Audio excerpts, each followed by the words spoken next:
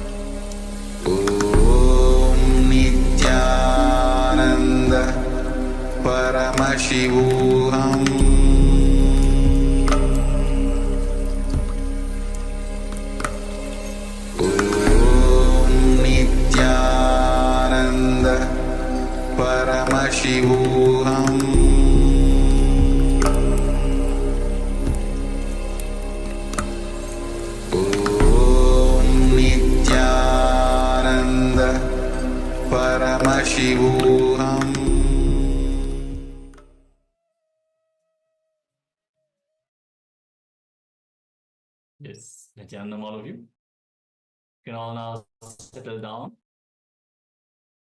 and make sure to share your power manifestation results here in the Zoom chat and on YouTube or wherever you're tuning in from. Let's take a few moments and share how you manifested this power. Yes, we have seen for some of the participants, the fruit nicely fell from the hand. That is great. Celebrate your manifestation and share so others can celebrate along with you. I'm just going to take a few moments. Because one of the important aspects about any manifestation is to celebrate it. So let's share. You can share here. You can also share on your social media handles. Share with your friends and family. Let them be a part of this happening and inspire them to also manifest these powers themselves. Also, requesting some of the participants that have their cameras switched off, please switch on your cameras. So once again, Ma Siavu, Nitya Swatantra, Nijaya Paramashiva Anandri, and Ma Parabrahma Swarupini. If you could please all switch on your cameras and make sure you're available for the program itself. So please make yourself available. As Swamiji beautifully says, whatever you put into the program is what you get out of it. So the more you make yourself available, the greater chance you have to actually receive all the great truths and to manifest these powers. Take part in this program.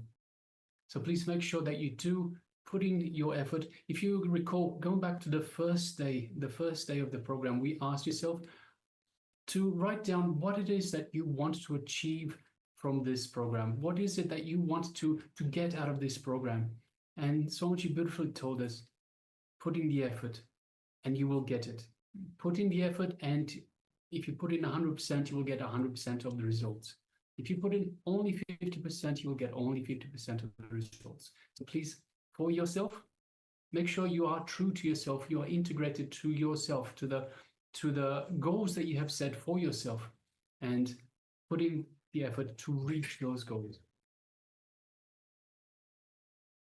Yes, with this, let's now get ready and move on to the next segment, where we are going to learn about the Swadhisthana chakra. Moving to the next chakra. Yes, request all participants, please let us come to the space of listening. Once again, let us sit with the head, neck, and spine in a straight line, and let us receive, get ready to receive Swamiji as he imparts these great truths on the Swadhisthana chakra. Let us now begin. Fear stroke. For example, in the night time, around 9 o'clock, you are taking a small walk in your garden, like this place. In some place there was no light. If you see a coiled rope, what will happen? And the moment you feel it is a snake, you get a shock. Of course, within 1 minute you will understand it is a rope because it is not moving. You will understand it's a rope. Then you will reconcile, you will settle, that is different. But the moment you think it's a snake, you get some shock. If you analyze, you can see very clearly it starts from that point only. From Swadhisthana only the shock will start. That is why any fear stroke will create a feeling of diarrhea in you. It will just churn your stomach. There are so many instances we can say when a flight is caught in turbulence. You get the fear stroke. When the lift stops in between, you get the fear stroke. Many more instances you can tell. Come up with some more instances from your life. When cell phone rings midnight, 12 o'clock. Break failure. See, mind, because of long time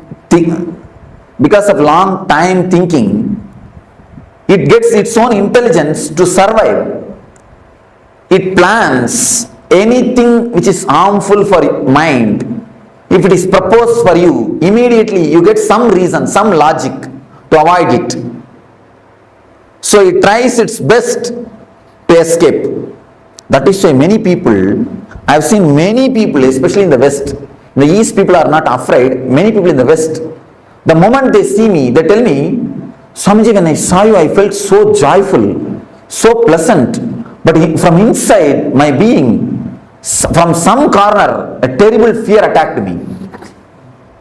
They feel such a joy and pleasure and feeling of ecstasy, along with it, a deep fear arises.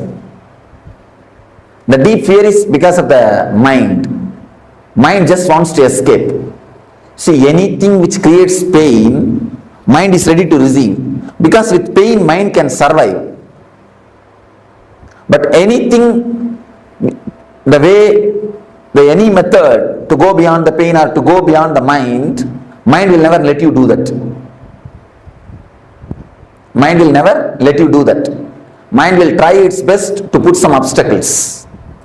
Even at the time of meditation, it will create some doubt. I think this portion I will do tomorrow. Now I think I am tired. Next meditation I am not going to do. Many of us decide before even entering into the session. This is because the mind will never let you do all those things. And moreover, mind has got its own regular setup of thinking, regular way of working. This whole camp, the whole camp is designed in such a way, your regular mental thinking setup itself will be broken. You will not be let regularly, you see, every day, at least 8 hours you sit alone and think. Even if you are working, except the moments which you are talking, you are sitting and talking with yourself. The thinking is going on. The mind is alive. First time in your life, you may be stopping thinking for so many hours. When you listen to me, you cannot think. Your thinking will not be so solid. Not only listening to me, continuously the meditation is going on, different techniques. So the mind will get frightened. Unconscious can predict the danger. Unconscious has got a intelligence or intuition to predict the danger. So if you totally get involved, you will reach a space, the joy or the bliss, where mind cannot pull you down, where you cannot be same old personality. So naturally mind will create enough of problems. I have seen many people coming and telling me, Swamiji, I don't have time at all for meditation. What? I don't know what word to use. Simply cheating themselves. You see, if you say, I can't give so much of preference to meditation, that is okay. But how can you say, I don't have time? Because everybody has got only 24 hours. It is your priorities. For what you want to give priority. For money, if you want to give priority for money, you spend all your time in working. If you want to give priority to the family relationships, you are just continuously around them. You take them out, you spend time with them, you sit and chat with them, like this. For what you want to give priority? Only for that, you work. So if you really want to give priority for your life, for your joys, for your bliss, for the real energy, naturally you will find time for meditation. So if you say, I don't find time for meditation, it means two things. Either you have not understood the importance of meditation, or you don't feel like giving priority to the meditation. Any moment of fear stroke in your life?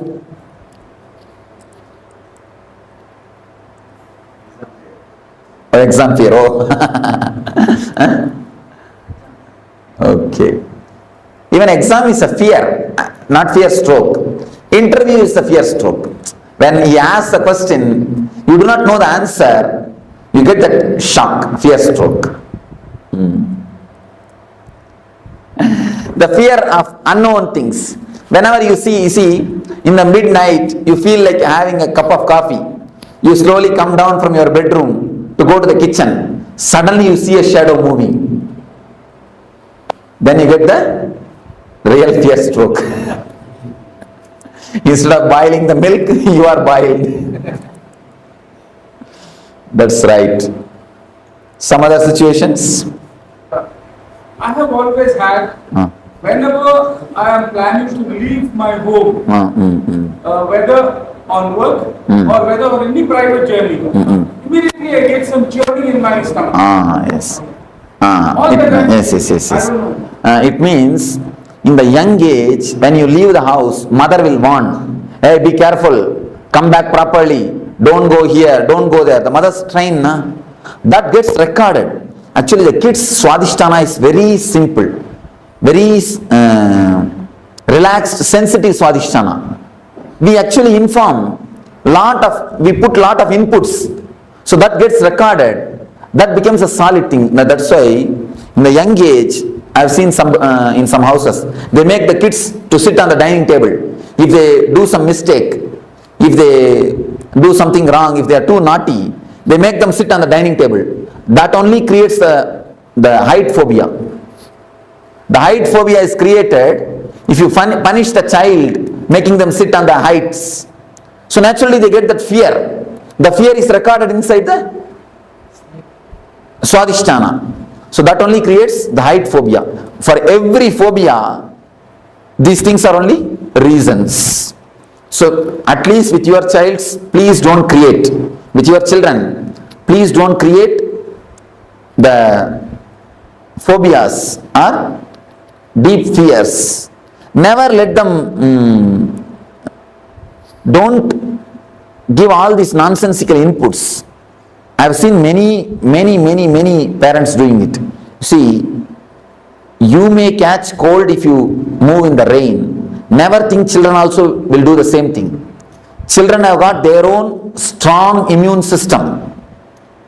It is you who teach them. Don't go in the rain, you will catch cold. Don't go here, don't go there. This will happen, that will happen. Don't eat ice cream. All these things are your teachings. By teaching all these things, you make them dull.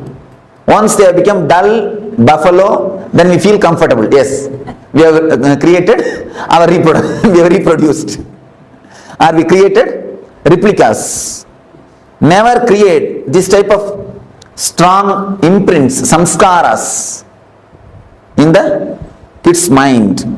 And if the kids are jumping around, if they whirl, if they spin, immediately you tell them, hey, keep quiet, sit, you will hit this wall, you will get hurt. I tell you, if they get hurt, be prepared to do the first aid. Never stop them. If they try to climb on a tree, don't pull them down. Just be prepared to do first aid. And just be there. Even if they fall, you can catch them. Never try to disturb them. Never try to pull them down. In the West I saw, in the beaches, kids simply enter into the ocean and play. Parents are just waiting to take care of them, that's all. They never go and disturb them. And in India we cannot even imagine. I think they will put practically a chain and hold them. Except like a dog, except putting chain, they have done everything else. Don't do that. These are the reasons, these are the things which create very dull or a dead life system. These are the few things of fear stroke. We can very clearly feel the love is felt from the heart. The worry and the depression is felt from the stomach, navel. The fear stroke is felt from the Swadhisthana. Sex is felt from the Mooladhara. In every layer, you can see exactly the emotion being felt in those chakras. Let me explain the fear stroke. Three things you need to understand about the fear stroke. Average in 24 hours. And one more thing, you all have forgotten, you get fear stroke in dreams also. Even in the dream states, you get fear strokes.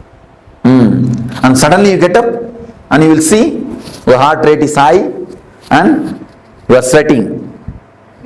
Like you've fallen from a height. Yes, you have fallen from a height and you get up, you see fallen from a height and many things. So even in the dream, you get the fear stroke. Average, at least 6 times you get fear strokes every 24 hours. Every 24 hours, at least 6 fear strokes. You may think it looks too much. But the people who do research on this, they say average at least 6 fear strokes you get. They say maximum even 12 people get even 12 strokes per day. Minimum 6 strokes. One thing you need to understand, fear stroke is just like shaking a rose plant. There's a rose plant. Every day, 6 times if you shake the root of the rose plant, what will happen? Plant will die and the whole flowers will wither out. Just like that only, the same effect happens on you. Fear stroke does the same effect on you. Your whole nervous system is just shaken for one moment. You see, after 2 minutes you understand it is a rope, it is not a snake, by torch, or because it is not moving, you understand. You settle down, that is different. But the moment you get the shock, that's like almost like electric shock, and especially the strong fear strokes, you can feel almost like electric shock only. Your whole body is just shaken. The fear strokes shakes your whole nervous system. First thing, at least 6 fear strokes you get in 24 hours. Second thing, it damages tremendously your immune system. Your immune system is just shaken. Third thing, your lifespan is reduced due to fear stroke. Never think you are afraid of death. You die because you are afraid. We always think we are afraid of death, but understand now, scientists are proving you die because of fear. Your fear brings the death more closer. There is a beautiful Sanskrit saying, a man who is courageous dies only once. Man who is coward dies every day. The fear stroke only is called death of every day. Every day you die. Every fear stroke is a death. And in death you will have only one fear stroke and leave, that's all over. But in the covered life, in this type of lifestyle, every moment you get the fear stroke. Every moment you are dying. So, the fear stroke is simply an enemy for your life. Simple enemy. A direct enemy for your life. We all know that now the fear stroke is enemy. How to deal with it? What has to be done?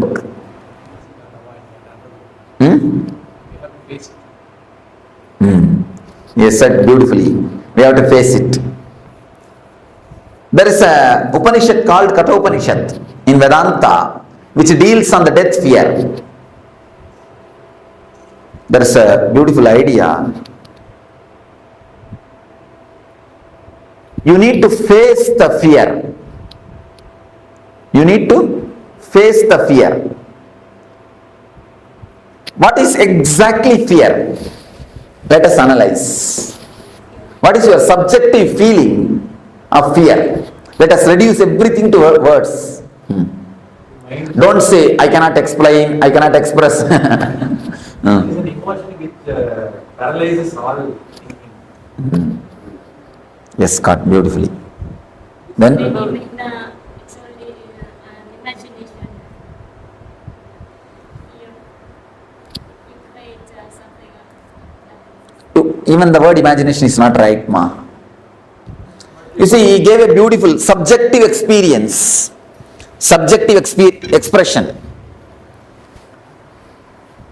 A special kind of chemicals or hormones are released in your system, which when the feeling is created, you just don't want to live inside your body, you want to jump out.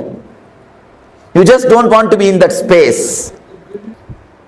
In a nutshell form, I will present it to you.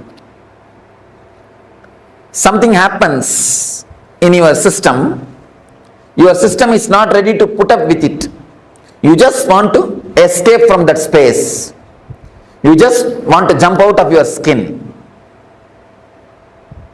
Some uneasy feeling is the tremendous uneasy feeling is created inside your system.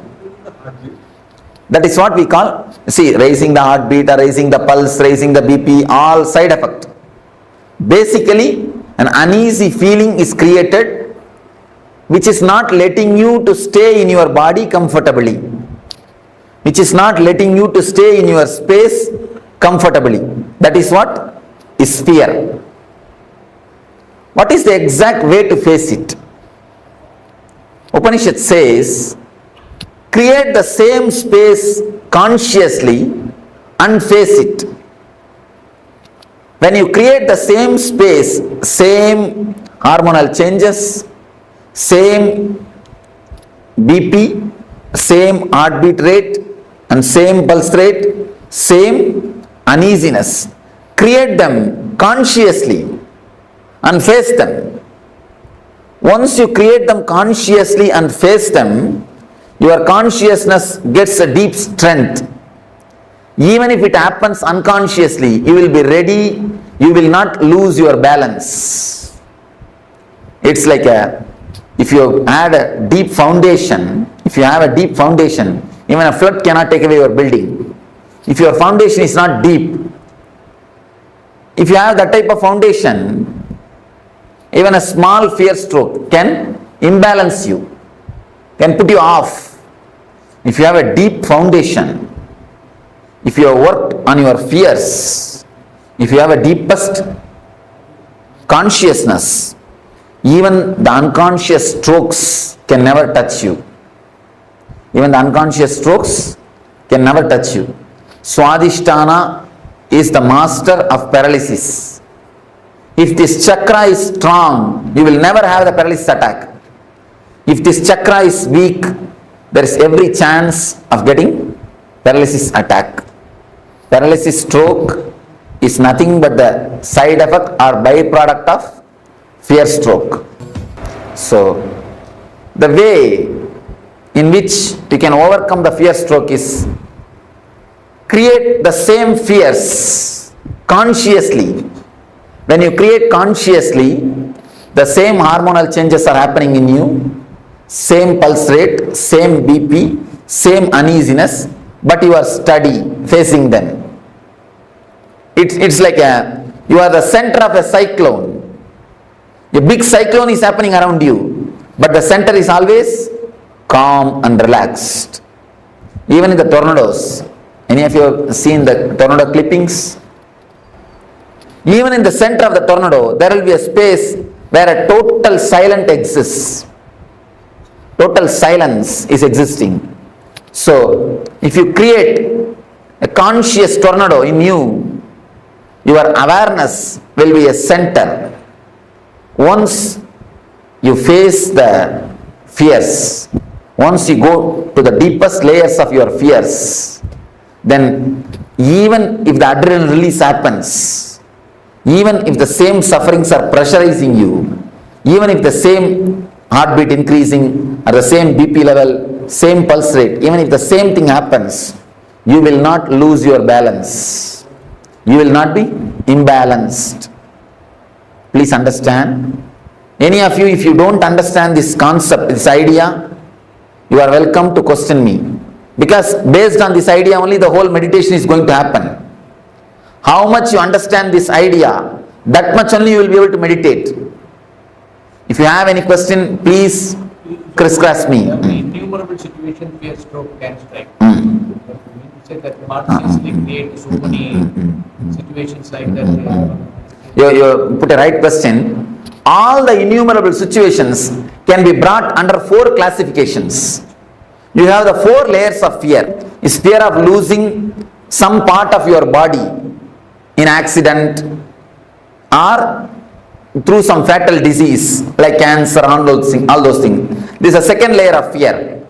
The third layer of fear is fear of losing your near and dear ones, your loved ones. Fear of losing them or losing love from them.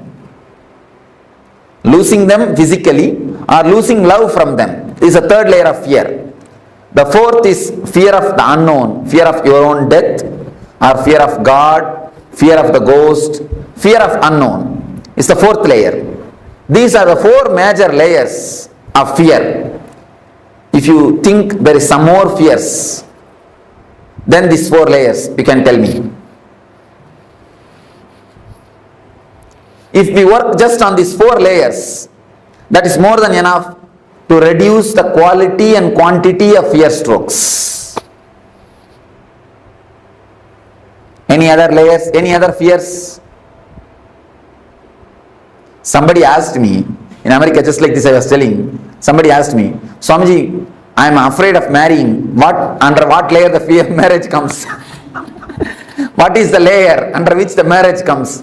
I told them, marriage comes under all the 4 layers. First thing is the fear of losing the status. A small story. Once in the forest, marriage between lion and lioness was happening. Because the marriage was lion's marriage, the whole forest gathered for celebration.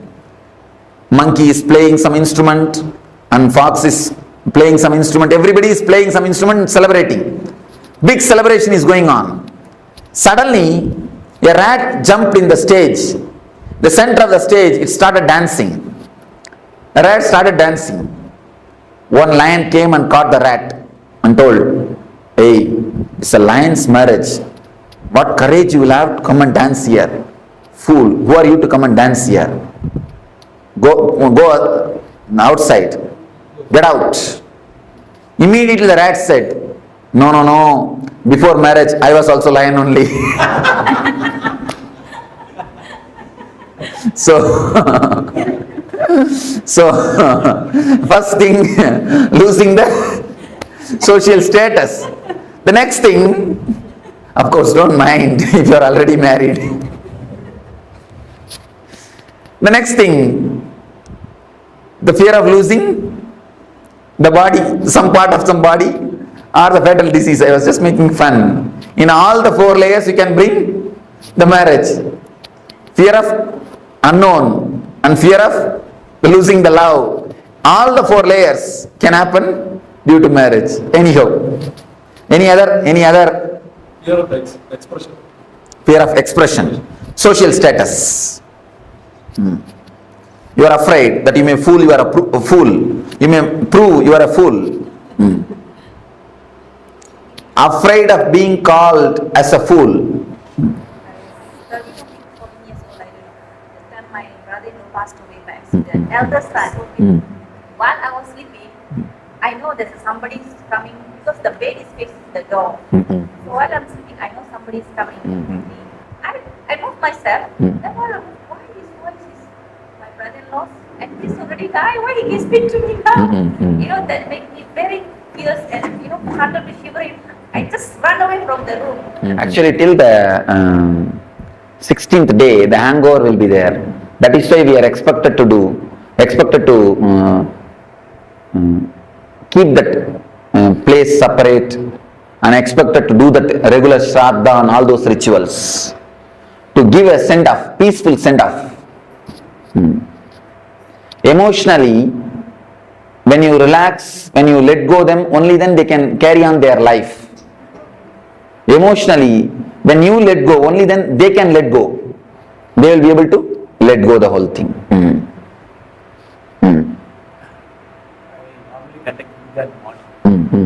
takes that seems a lot of time. Not able to come out of it. Is it the right thing? No, it's a wrong thing. Anything done with a fear cannot be spirituality. That is why I always tell people, never take up Nitya Puja. You see, one day you must have felt so joyful, ecstatic when you did puja. Some one day you will feel so joyful just sitting in front of God and chanting some sloka. Because of that joy, you become greedy of it. Then you start possessing. Yes. You wanted to do the same thing every day, but the same feeling will not be there every day. But the fear is there. The fear will start coming. Oh, if I drop one day, what will happen? Will God mistake me? Exactly. Be very clear, God is not waiting for your milk or fruit. He has got enough of work. First thing, and next thing, because you have the fear, first you must come out of it. Simply drop the puja. Don't bother about it. Simply drop it. Face the fear. And I assure you, nothing wrong will happen. Nothing wrong will happen. That's the first thing. Second thing, face the fear. Nothing wrong. Never do anything out of fear. I never prescribe Nitya Puja for anybody. I always tell the people. And one more thing, people who do Nitya Puja, after doing the Nitya Puja, they will never get into the room. You can see them. See, even ordinarily, you get into the puja room, you go there. But people who do Nitya Puja, after that morning puja, you can never see them again in that room. And even when they do puja, they will be just waiting when I can leave the room and go. When I can finish the room, finish the things and go. They will be just waiting to finish and go. I have always seen people who work in the garden, once they finish the work, they will never go and sit in the garden. They just want to get out of it. But people who are working somewhere else, the moment they finish the work, they want to come and sit in the garden. So it is just like that. Same way. If you take up Nitya Puja, it becomes a work, duty. Duty is a 4-letter word. When I say 4-letter word, I mean ugly word. Never, never, never take up any puja as a regular routine. Whenever you feel like, do it. See, puja has to be done out of love and gratitude. Many people ask me, even in the West, many people ask me, Swamiji, please give us a set of puja, Guru Puja. We want to do every day, do puja to you. Do the Guru Puja. I told them, no, never do that. If you want to hate me, start doing puja to me. Then naturally you will get hatred towards me. Then naturally you will never look at my photo after the puja time. I always tell them, look at my photo with love, never with respect. When you start creating respect, you stop connecting with the God. I always tell the people, when you start respecting, you stop connecting. Never do that. Never create any ritual around you. Never do any things which creates fear in you. Always out of love. Somebody came and told me. But one day not able to do some reason. That's a fear. Something may go. And one more thing, you will feel as if something is lost. It's addiction. Addiction to Coca-Cola and addiction to mantra, addiction to puja is one and the same. I always tell the people, never be addicted. You see, out of too much of love and gratitude, if you do the puja, it is totally different thing, but never out of ritual. And I tell you, when so much of gratitude and love flows, even your very walking will be a pradakshina. Your eating will be offering nevedya. Your thinking will be just a japa. Even your sleep will be a meditation. There is a beautiful sloka by Shankara. Even my nidra is samadhi, meditation on you. Even my walking is a pradakshina for you. Even my words are archana for you. Even my eating is a nevedya for you. When you live with a love and gratitude, you live like a flower on the planet Earth. That is the status, that is the state in which real puja happens. Don't do it, that's all. Why do you bother? Huh? What is this? Why should you feel guilt? One thing, If you see, if you think the God will punish you if you don't do puja, why should we worship him at all? Pull down, he is not God, it means.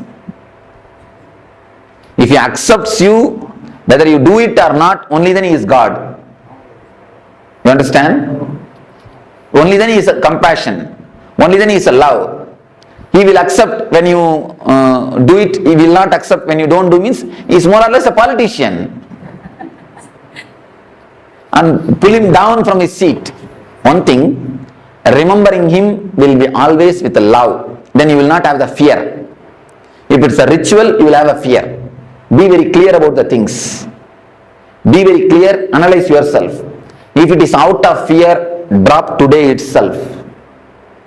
This moment itself, drop it. If it is out of love and gratitude, you can do it. I always tell people, no intelligent man can do any practice more than 21 days. It's a law. If you are an intelligent man, you cannot do any practice. Practice means this type of rituals. Of course, meditation you will be able to do. That is different. Any kind of ritual cannot be done more than 21 days. If you do it, it will become a dull, dead thing. The moment you enter, you will be waiting when I will leave, finish it and go out.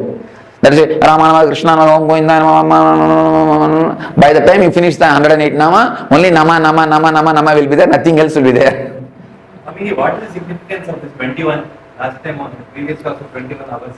21, every 21 minutes, your energy does one full circle.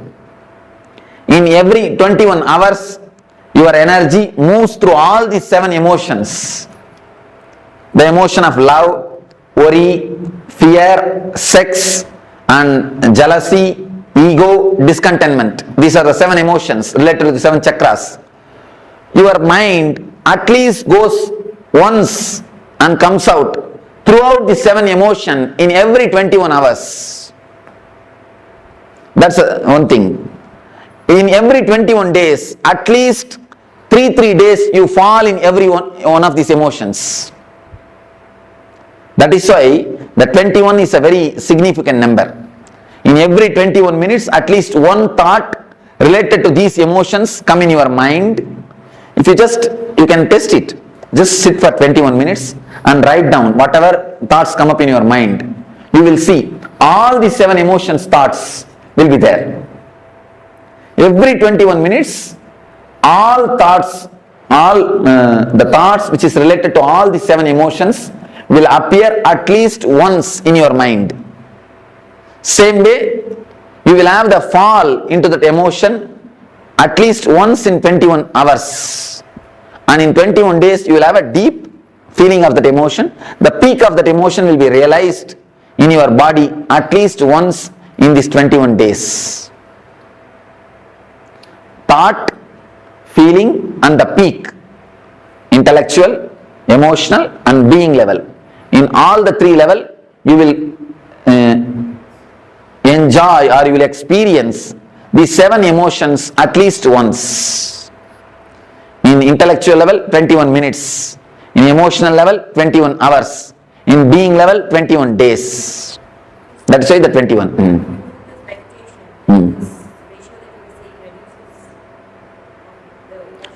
Of course, naturally the depth, the quality gets reduces.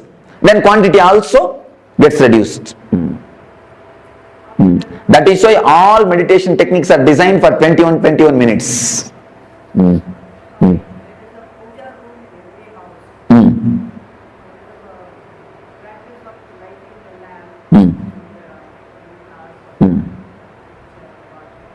Make it as a small ritual. When you feel emotional, that day you sit and do it casually, relaxed, wait 2-3 hours. When you don't feel, do it as a 2-3 minutes ritual and finish it and go. Over. Or take turns. Tell somebody else, if you are feeling, today let them go and do, that's all. Even that is to satisfy the mind. Even that is also to satisfy the mind only. If you ask me honestly, I will tell you drop even that. Don't bother about it even. Don't even bother about that. Is it only for partners or even for the future? generally our life.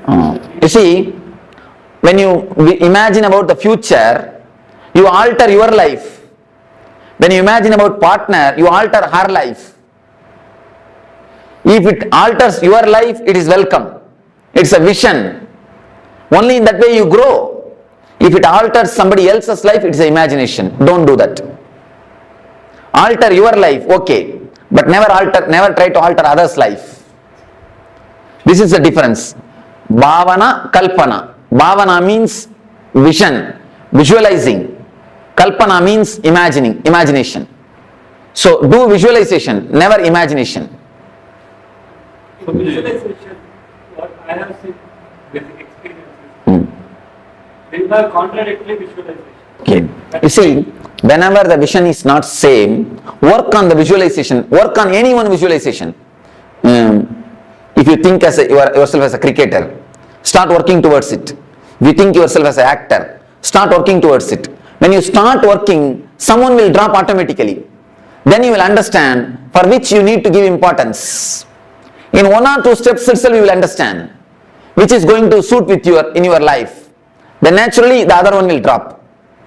But never drop any visualization without working on it. Because you will have a hangover. If you drop that visualization, if you drop the idea of being an actor without trying to work towards it, at least take 1 step towards some producer's house. Then if you feel, no, this is not for me, it is difficult, then you drop. You will not have a hangover. If you drop without having any steps taken towards it, you will have a hangover. So start taking steps. Naturally, whatever is not for you will drop. Not that you need to drop it, that will drop you. Naturally, you can go ahead in the steps which you need to go. So visualization for the positive aspect is so good.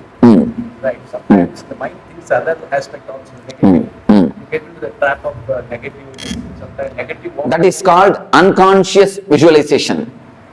Meditation is the only solution for unconscious visualization. Otherwise, the unconscious visualization is nothing less than a poison. It is a simple poison which will kill your life. See, with poison only your body will be destroyed. With unconscious visualization, your lives after lives will be destroyed. You will carry this unconscious visualization everywhere. So drop the unconscious visualization, that is a just poison. Meditation and bringing more consciousness to your thinking setup. See, if you meditate just 21 minutes per day, the whole 21 hour will be flooded with awareness. So don't miss at least 21 minutes of meditation. Every 21 hour, at least 21 minutes allot for meditation. Then you will see, because in every 21 minutes, you come up with one full circle. If one circle is filled with consciousness, it will have an impact on the whole day circles, on the whole day energies. So naturally the awareness will improve. When the awareness improves, the unconscious visualizations will disappear. You see, chanting of mantras makes you only unconscious. It never helps you, it makes you only forget. Chanting of mantra is like a painkiller. Painkiller only makes you forget the pain, not that it heals the pain.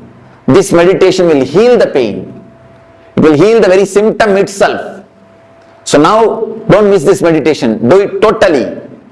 Then you will see the symptom itself is healed. And you can do this meditation even in the house. By sitting. Don't do it by lying. By sitting you can do it. Now, any one meditation technique if you practice, that is enough. Which is suitable for you, tomorrow I will answer. Tomorrow in Energy Darshan, every one of you can take advice from me. I will see the energy of every one of you and you can take the right technique. That one technique if you practice, that is enough. Please don't start practicing all the 7. That will become an Arambha Soratva. I have seen many people, in starting they start doing everything. Except cooking, they do everything. If you do all the 7, where is the time for cooking in the house? When after 2 days, no, this is not for me. So don't do that. Take up one meditation and do it sincerely every day. Meditations you will not feel bored. Meditations are not rituals. So do one meditation every day, that's enough. Of course, if you feel, you see, for some people I give 2 meditation. For that type of people, morning one, evening one. For some people I give only 1 meditation. If you receive only 1 technique, you can do twice. If you receive 2 technique, do it only once. Because I see the chakras. If some chakra is damaged, I give them the meditation technique. If some chakra needs more help, I give them that technique. How do you know that chakras are open? The very feeling of lightness and the bliss, that itself is the symptom. Reaching the chakra, only I ask us to meditate, but you are not told us how to meditate. Just concentrate on the region. Don't meditate, don't imagine any flower or any chakra or anything. If you start imagining, you will start seeing visions. You will not have the experience. So I don't want you to see visions. I want you to experience the maturity, the emotions. So best thing is just concentrate there. I'm getting some golden light. If it automatically happens, okay. Don't do it by yourself. So we shall start the meditation. Please sit straight. Let me explain. Sit straight. And now I think you can close your eyes and listen. If you just listen, that's enough. Then when I start the meditation, I'll guide you. If you are not able to sit, no need to tie the ribbon. If you are not able to sit on the ground, you can sit on the chair, nothing wrong. But sit straight and close your eyes.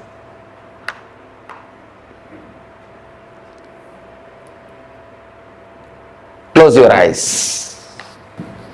As you are all aware, there are 4 layers of fears. First thing is fear of losing the wealth, comforts and social status. Next thing, fear of losing some parts of your body or fatal diseases or accidents. Third thing, fear of losing the near and dear ones, the loved ones. Fourth thing, the fear of unknown, your own death. If you have fear, deep fear in some one layer, work on that particular layer deeply. Otherwise, come one by one along with me. I'll guide you one by one. First, if you have the fear of losing the wealth, visualize as if you have lost it. Imagine really you have lost it. You don't have it. You are really lost. Put yourself in the worst situation which can happen in your life. Allow the fear, allow the uneasiness to happen to you. Allow that shock to happen to you. Allow the suffering to happen to you. Consciously visualize and allow the suffering to happen to you. Same way, step by step, we will start penetrating all the 4 layers of fear. Now please tie the ribbons.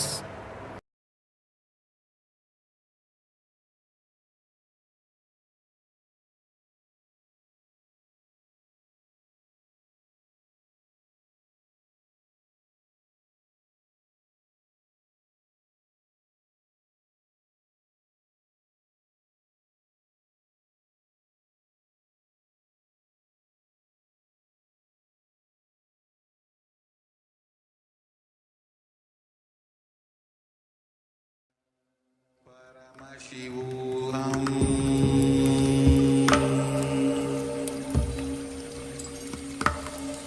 Om Nithyananda Paramashivoham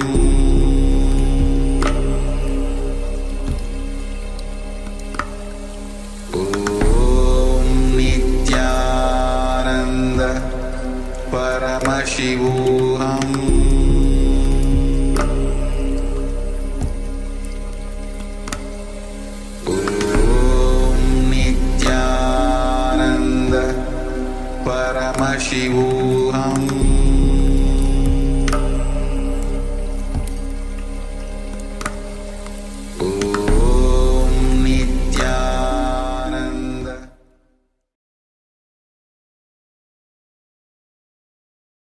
Yes. So Swamiji has shared that the Swadhisthana chakra is blocked by our fears. And he described 4 layers of fears. And that in order to overcome fears, experience fearlessness, we have to face the fears. So many fears that we have, we don't even want to think about them.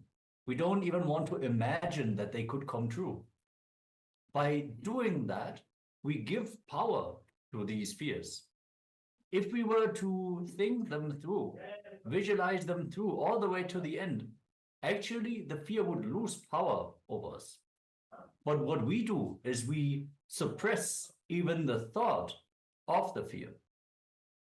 So now we're going to enter into a powerful meditation where we are going to do exactly that.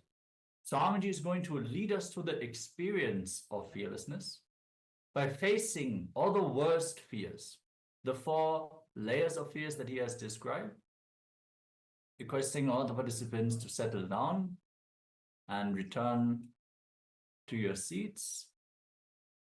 Ma Parabrahma Sarupini, Ma Nitya Swatantra, Nijaya Paramashiva Anandini, and Joy Janu.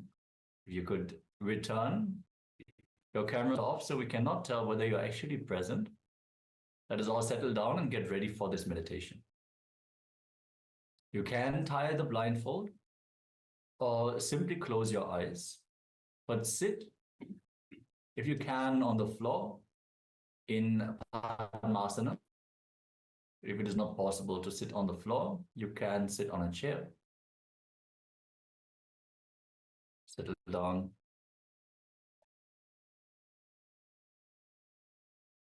Yes, we are now going to enter into a meditation. Marcia would just joined in, just on time now.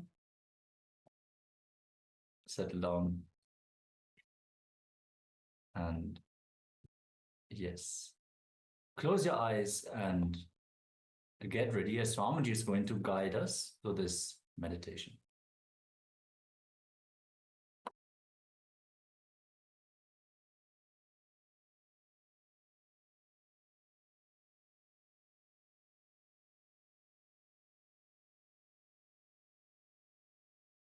Understand, your system undergoes a hormonal change or chemical change which you are not able to bear.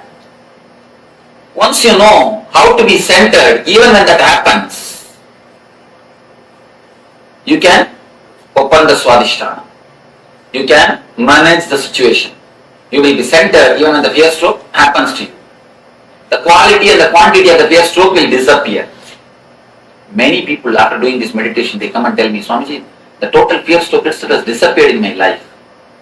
Even if the same situation rises, I don't get the fear stroke. This will totally heal your Swadhisthana. When the fear stroke happens, you can see the Swadhisthana only will be shaken. That is why immediately go for 1 or 2. Immediately your Swadhisthana is shaken. Love you can feel from Anagata. Depression you will worry, you will feel from navel, Manipuraga. Fear stroke you will feel from Swadhisthana. Sex you will feel in the Muladhara. Exactly you can feel the emotions in that space. Now we understood one thing. We should face the fears, layers of fears to face the fear stroke or to reduce the quantity and quality of the fear strokes. What are all the fears? Okay. Now let us classify all these fears under major 4 layers. If you find some more fear, then you can tell me. We will find where it can be placed.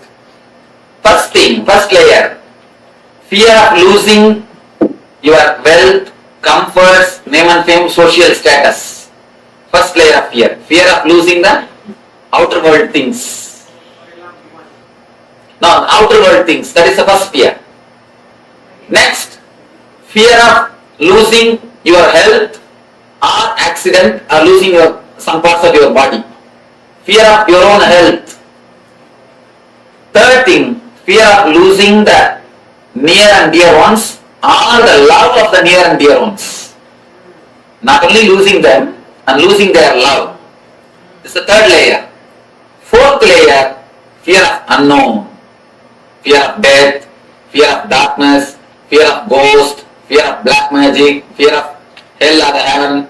All these things are under fear of unknown. These are the four major fears. Is there any other fear which has to be which you have? We can classify it. Because you need to understand these four layers of fear. We are going to work on it. Any other fear? Physical? We heard, but I didn't have an experience. But when the rape and something happened. And that is the first thing. You see, if you bother about the name and fame, it comes under first category. If you bother about the personal pain, second category. What about fear of being afraid? Fear of being? Afraid. Yes. Fear of fear. That cannot be classified under anything because we have to work on it. Fear of fear is, you can say, fear of unknown. Fear of God. Fear of not having confidence. First layer. Fear of God. Fear of God is the fear of unknown. Unknown. Fear of heights, what does that come under? Fear of heights, fear of accidents. So let us work on the fear stroke. Any other fears except this four layer? Okay.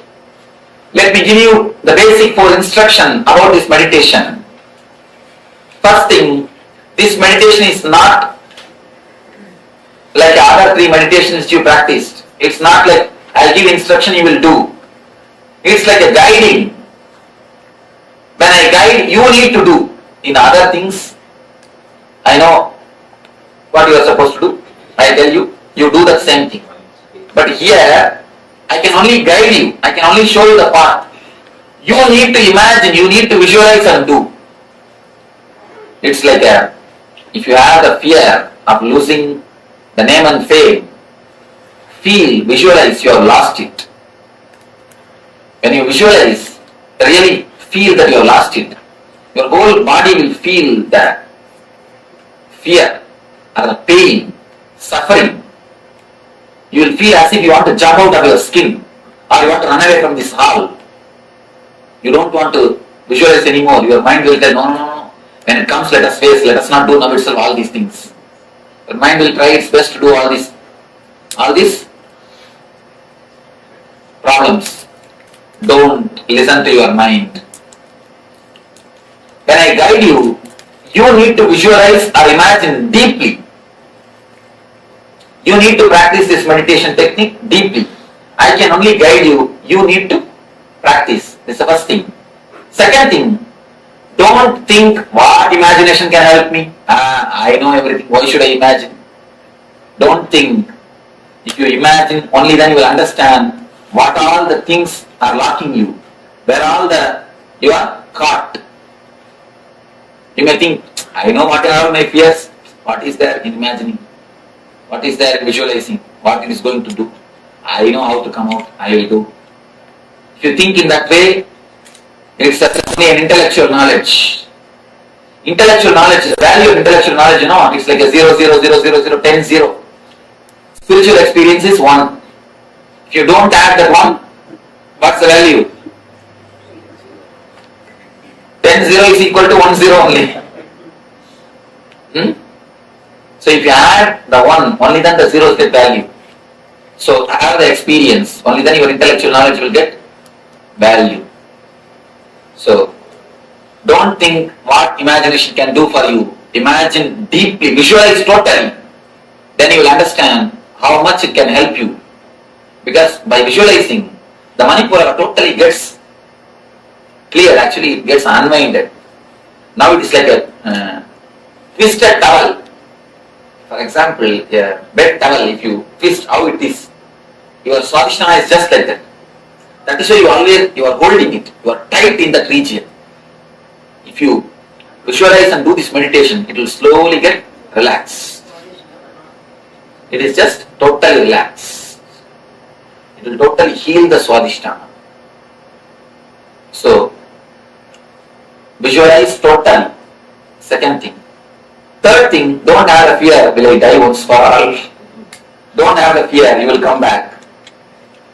Fourth thing,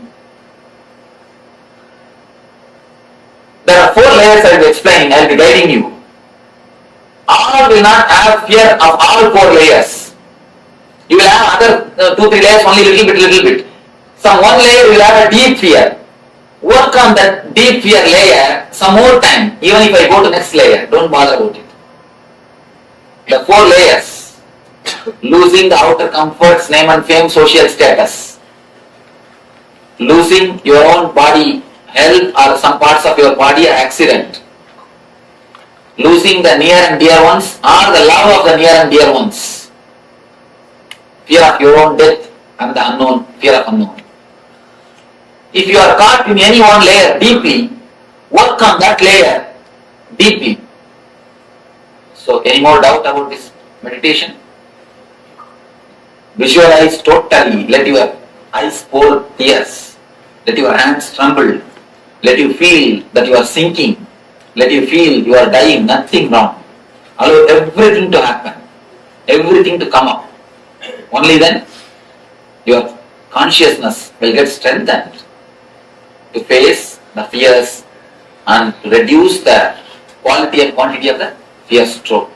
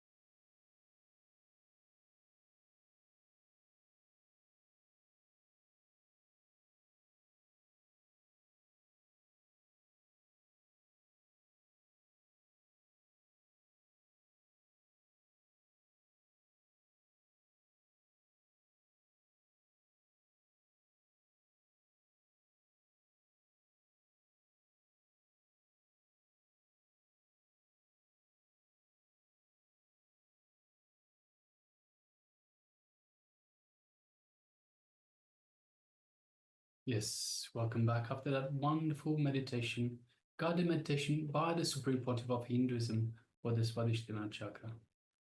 So, let us know how you experience this meditation. Let us know how you feel after this this meditation. So just take a few moments and share with us your experience as Swamiji has taken us through this Swadhisthana chakra meditation. So requesting all participants that have taken part in the meditation itself to please let us know your experience in this meditation. How did you feel? What did you experience? So for everyone, the experience will be different. It will be different because we are all different. We are all unique manifestations of the divine. All we have our own paths. So naturally, our experience will also be different. So just take a moment to share with us in the chat box your experience for this meditation technique for this Swadhisthana chakra. Yes, Swamiji has shared that each and everyone will have their strong fear that they experience.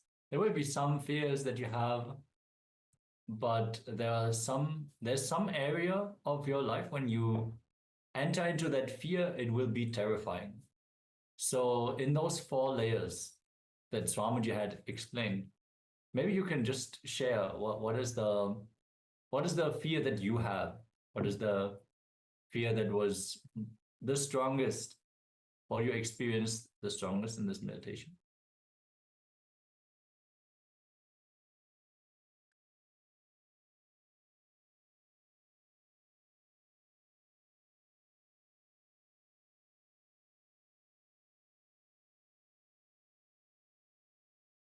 And of course, do let us know any challenges that you are facing. So any challenges with respect to these fears or to any fears that you might have.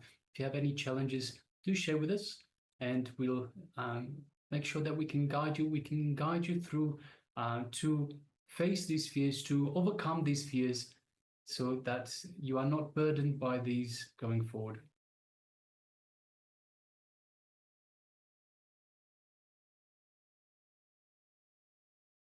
And also, with regards to these, there are some participants that have joined us again. They have joined us in the previous seasons as well. Let us know how you've progressed as well with the fears that you were facing before. So, for example, was it with regards to perhaps fear of public speaking? Have you faced those fears? Have you gone past these fears? Are you still experiencing these fears? If so, to what level? So just share with us and we can help you along to overcome these, to see where you are stuck, where you can, what you need to do to overcome these, to go past these burdens. Absolutely. The more we attend to the unconscious parts of ourselves that we carry, the more awareness we bring, the deeper layers will open up and we'll be able to complete with the patterns that we have been carrying since the young childhood. And at a certain point, we will penetrate even into the past lives where we will be able to resolve even these things that have sprouted in this life in the early age, but actually they are rooted much deeper. So whenever we enter into these powerful processes, make sure that you go into it totally.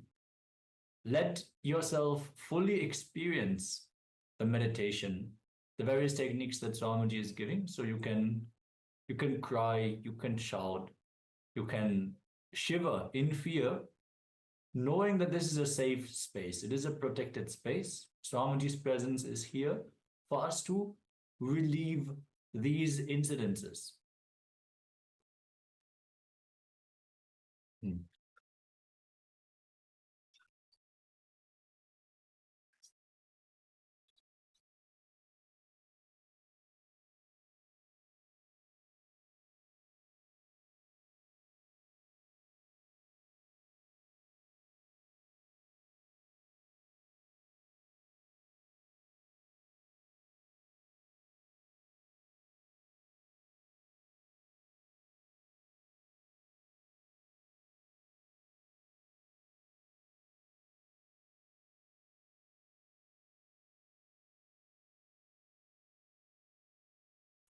Yes, Ma Ananda Agorarupini shares there's usually the third level of fear that is in life. So share with us a little bit more, Ma. So what exactly is like where is the fear? When does the fear rise? How does it rise? What do you feel? So just take a moment to share with us a little bit more information.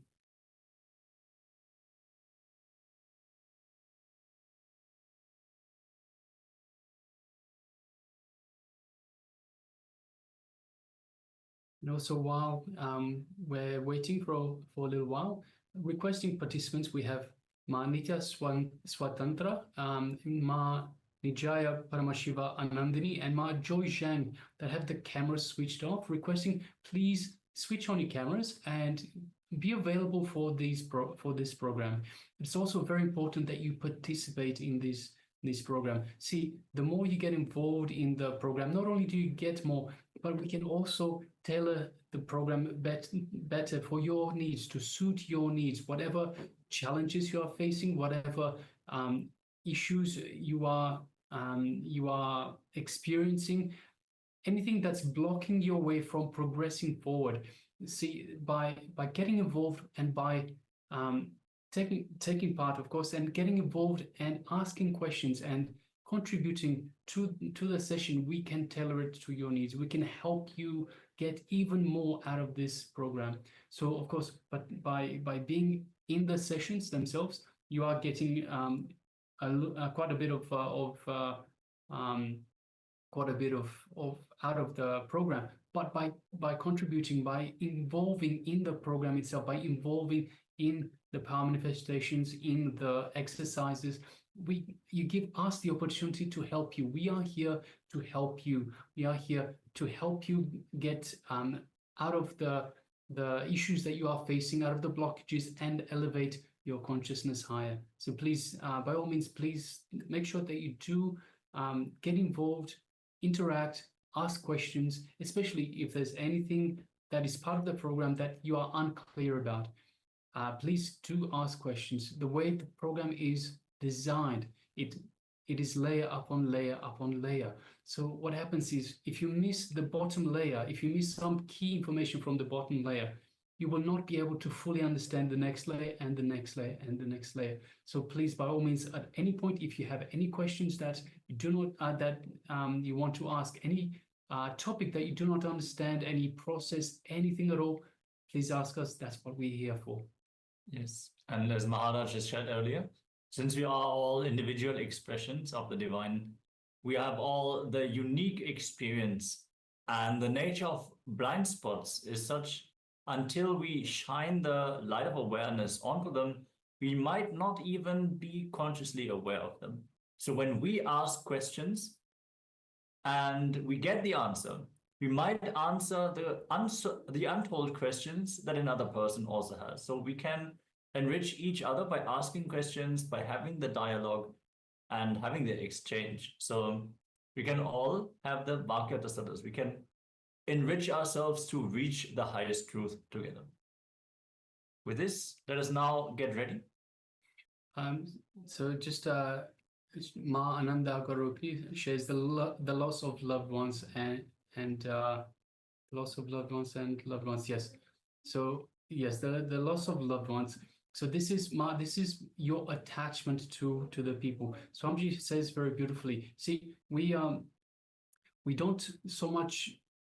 have pure love. So it's only an enlightened being that has pure love. In most situations, we have, so by all means, the female bodies have a high capacity of being connected, because they give birth to beings themselves. They have that connection, that creative connection to the beings that they give birth to, of course.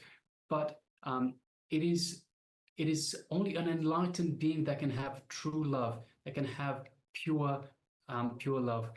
So a lot of the times when it is not so much that we fear to lose the loved ones, it is fear that we lose control over them. So in our relationships, we often look to our relationships as being some way to control, to manipulate, to have something from them. So the way an enlightened master, it is pure love in that it has no expectations of getting anything back. So by completing with this feeling, so have a look, what is it that you feel in terms of this fear itself?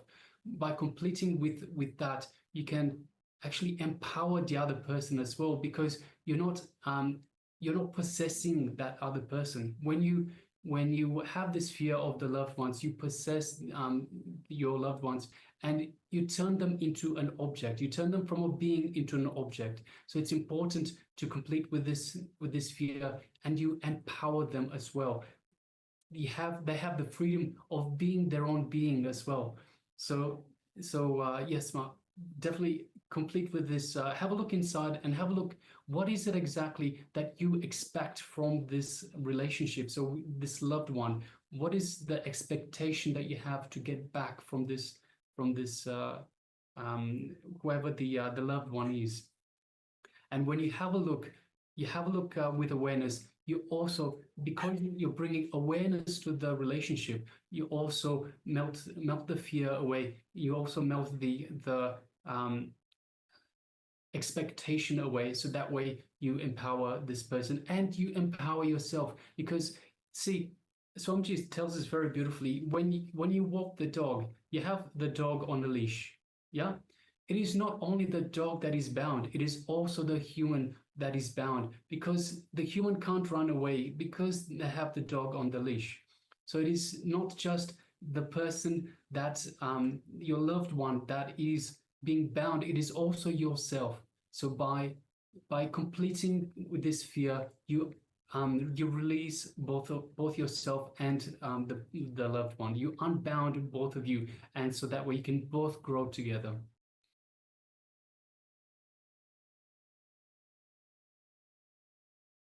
All right. With this, let us move on to the next segment. And the next segment is once again the power manifestation. So I hope you have kept your coconuts or your fruit, and we will once again do the power manifestation where we roll the coconut or the fruit out of our hand. Now, unfortunately, we don't have a coconut or a fruit at this moment in time, so we can't be joining you as we would like to. But that's maybe next time we do the consciousness of a matter, will be a little bit better prepared. All right, so let us now once again gather our coconut or our fruit, and once again we will place it on our hand. So the hand has to be flat. Has to be absolutely flat. Make sure that it is flat. And we will place the fruit onto the palm. And make sure that when you place it onto the palm, you have the part that is completely round, that can roll easily. That is on this side. So you should have the ends of the coconut or the fruit on either side, this side or this side. Yes. Yes. Ma Ananda Agararupini, thank you. Yes, so make sure you have the ends of the coconut or the fruit on this axis. So facing this way and facing this way. So this way you can easily roll either way, left or right. And now let us make a conscious decision. So we want to move it to either the left or the right. If you were able to move the coconut to the left, this time we'll be moving it to the right, and vice versa. If you are able to move it to the right, this time let us move it to the left. So let us go contrary to what we feel comfortable with. And when you successfully roll the coconut or the fruit, the object that you're holding in both directions, you can place it on the other hand as well and repeat the same. All right, so now let us sit comfortably with the head, neck, and spine in a straight line. So once again, requesting participants to please switch on their cameras and join us in this wonderful power manifestation, the consciousness of a matter. So let us sit comfortably with the head, neck, and spine in a straight line. And let us just visualize Swamiji in our inner space, the Ananda Gandha region, which is just below the heart center. So visualize your favorite image of Swamiji, your favorite murti, the one that you feel most connected to. Just visualize Swamiji in your Ananda Gandha, your inner space. And then just take a moment and feel that connection. Feel the energy that Swamiji is radiating, vibrating throughout your entire body, filling up every one of your cells, the trillions of cells that you have in your body, with super conscious energy. So let us just take a moment and feel that and enjoy this space of oneness with Swamiji.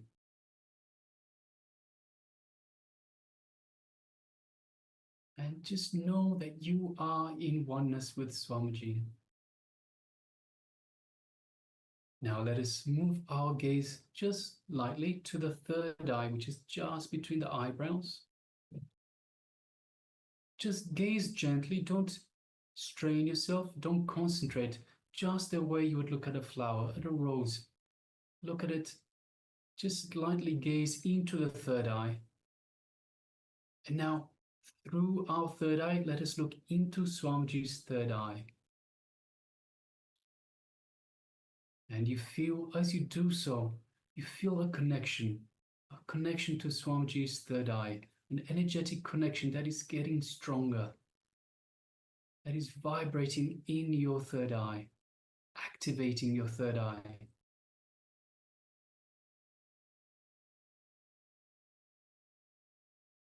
Now let us make a strong declaration for the coconut or the fruit to move the other way that we moved it earlier. Make that strong declaration. Nothing else is the truth. Nothing else is reality but your strong intention. Your intention to be.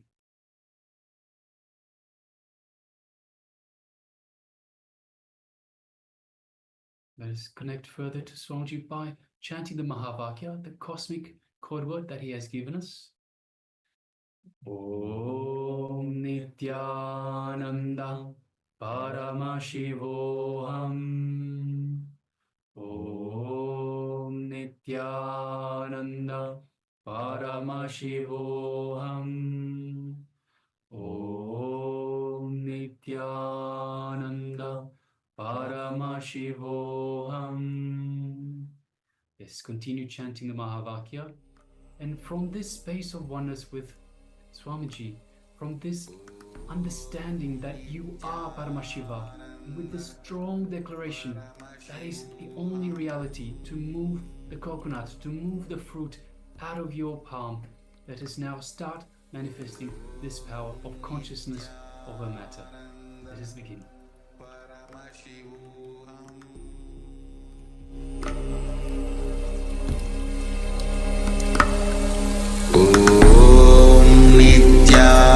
Nithyananda Paramashivoham.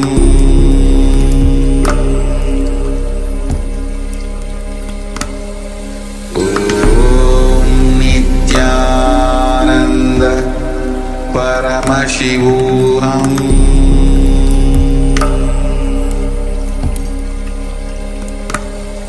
Om Nithyananda Paramashivoham.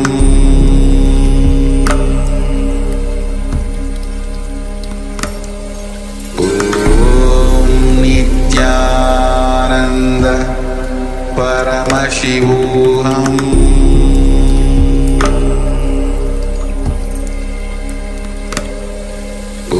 Om Nithyananda Paramashivoham.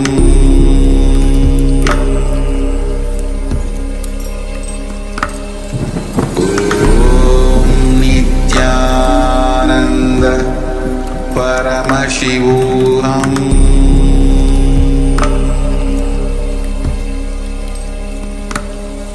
Om Nithyananda Paramashivoham.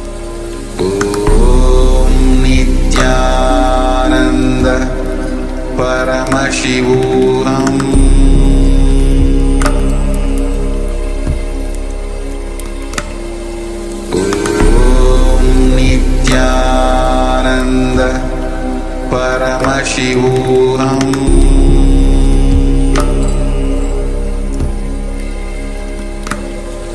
Om Nithyananda Paramashivoham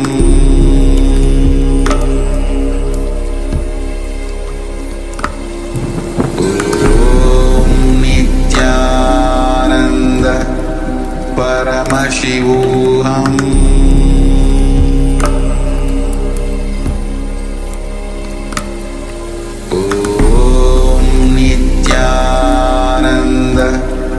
Paramashivoham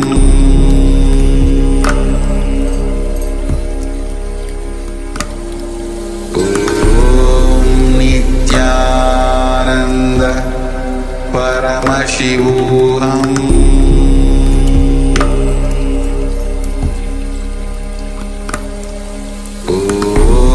Om Nithyananda Paramashivoham Paramashivoham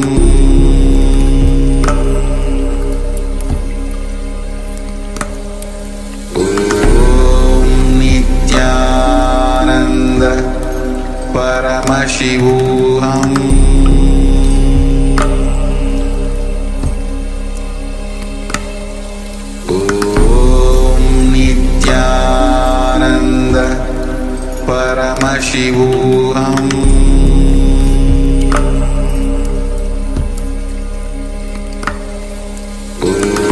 Om Nithyananda Paramashivoham Paramashivoham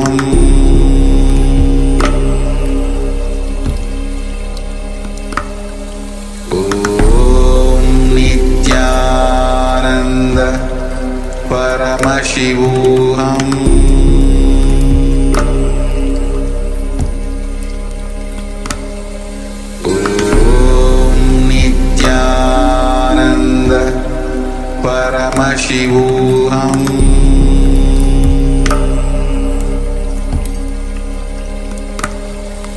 Om Nithyananda Paramashivoham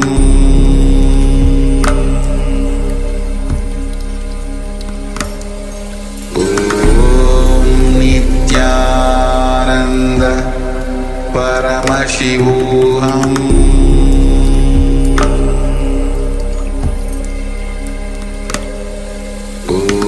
Om Nithyananda Paramashivoham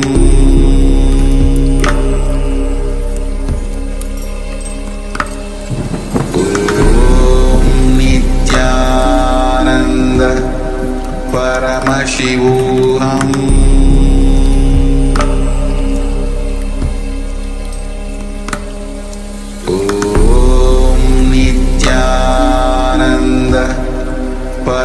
Paramashivoham Om Nithyananda Paramashivoham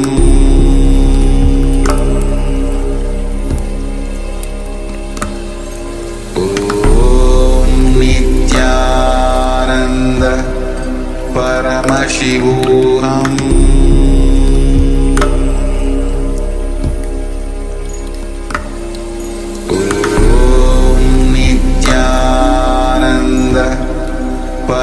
Paramashivoham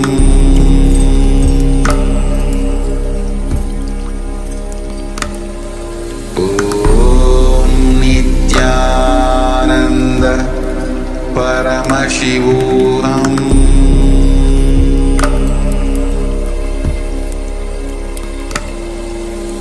Om Nithyananda Paramashivoham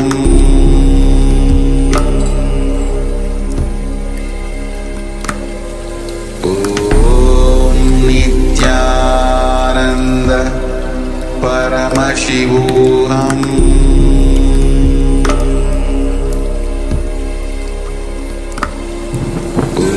Om Nithyananda Paramashivoham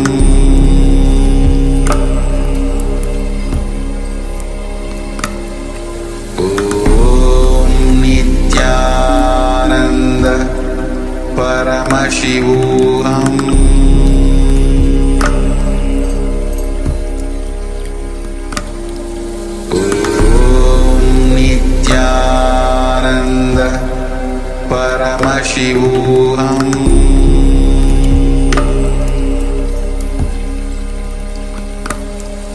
Om Nithyananda Paramashivoham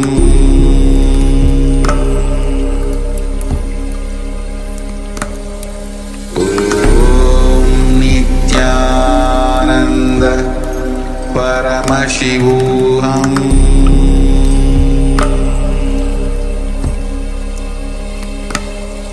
Om Nithyananda Paramashivoham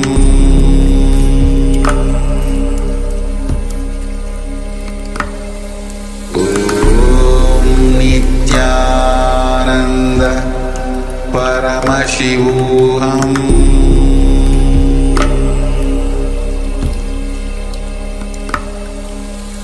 Om Nithyananda Paramashivoham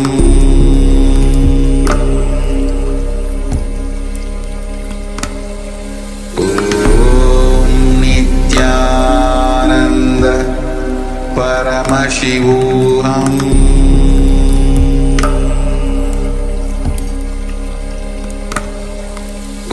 Om Nithyananda Paramashivoham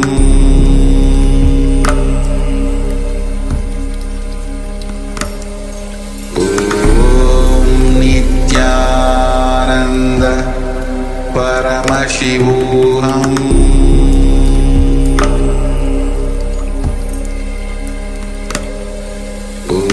Om Nithyananda Paramashivoham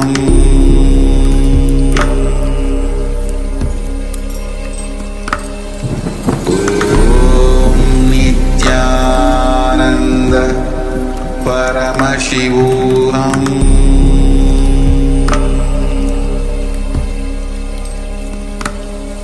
Om Nithyananda Paramashivoham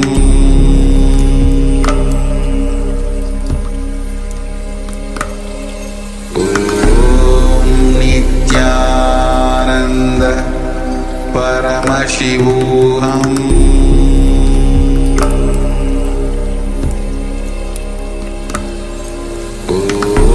Om Nithyananda Paramashivoham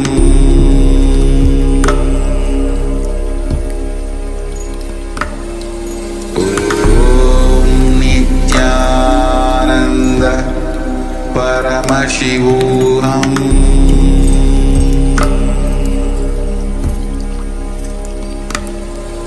Om Nithyananda Paramashivoham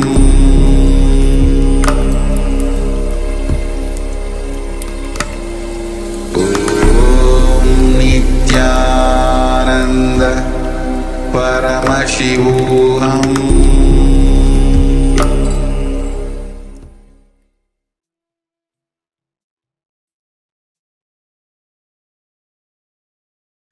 Yes, you can relax now.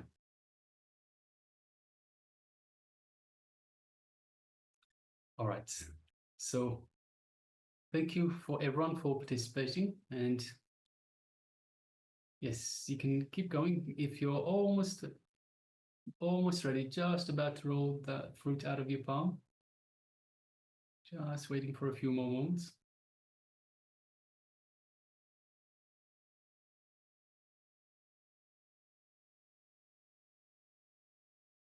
Yes, so the power manifestation of consciousness over matter is one of the greatest, one of the best powers, because it is visible. You can see it, you can see it happening, and you can see the rewards. You can have the rewards right up front. As soon as you're manifesting, you can see it. It's right there. So it is one of the greatest, the easiest to celebrate, I suppose. Easiest to celebrate because you can see it and you can feel it. It is tangible. So Congratulations to all the participants that have successfully manifested this power. We saw Mahananda Agorupani. Yes, congratulations. We saw the fruit roll out of your palm. Congratulations, Ma. Well done. Yes, many of you would have experienced. There's this moment just before the object moves where you experience the oneness. You literally feel, yes, now it's going to manifest. And then it just rolls. And before it might move left, it might move right. You feel that something is moving, but the moment just before it manifests, you have that certainty. And that certainty, of course, is that you are Paramashiva. You are in oneness with the divine, with Paramashiva, because we have this conscious access to all the powers of Paramashiva, and this one being the easiest to get a grasp of, the easiest to see. It is just such a joy to feel that space of oneness with Paramashiva. So yes, just take a moment and share with us your experience. How did you experience this? Were you able to roll on both sides? Were you able to, how did you experience it? What did you feel when you were, especially that moment when the coconut or the fruit just rolls out of your hand, just out of your palm? What is the feeling that you get inside? Do you feel that space of oneness? So just take a moment and share with us. And also the participants, we still have a number of participants that have their camera switched off. I hope you're still there with us. So Ma Joy Zhang and Ma Nijaya Paramashiva Anandini. And of course, we still have the participant that is just has the label iPhone. Requesting if you could also please rename yourself to your real name, and let us know if you took part in this power manifestation.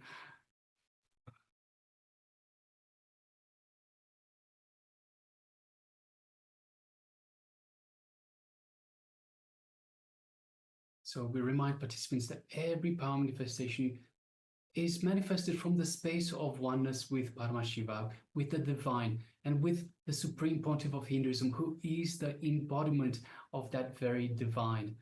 It is in fact Swamiji, it is in fact Paramashiva who manifests through us. So it is through this feeling connection, through this oneness, this space of oneness that we experience when that last moment, that joy, that bliss that we feel, that last moment when the coconut or the fruit rolls out of our hands. That is the bliss that we are searching for. That is our true nature. Our true nature, as Swamiji says, we are bliss. We come from bliss, and we search to get back into that bliss. And the power manifestation segments are this very way to reconnect to that bliss, to reconnect to Paramashiva. It is just such an important part of the course. So it would be such a shame to miss it. So requesting all participants, please make sure you take part in these. It is, as Swamiji says, we are here to experience a superconscious breakthrough.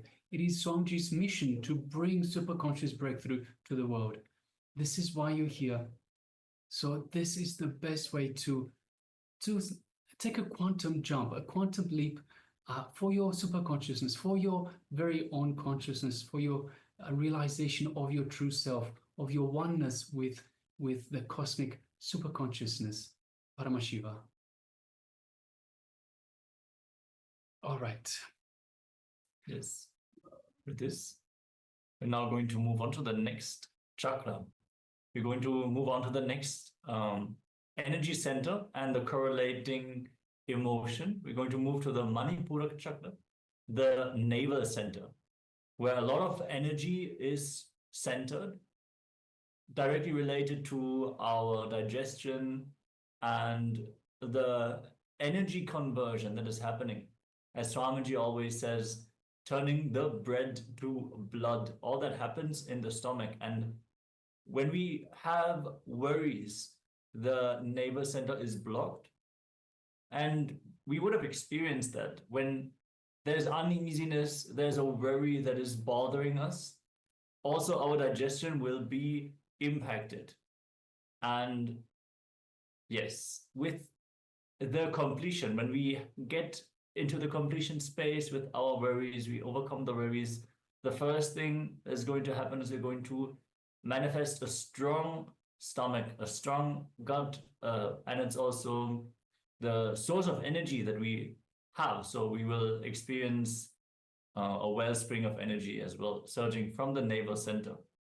So, and it's also important to understand, so this is all connected.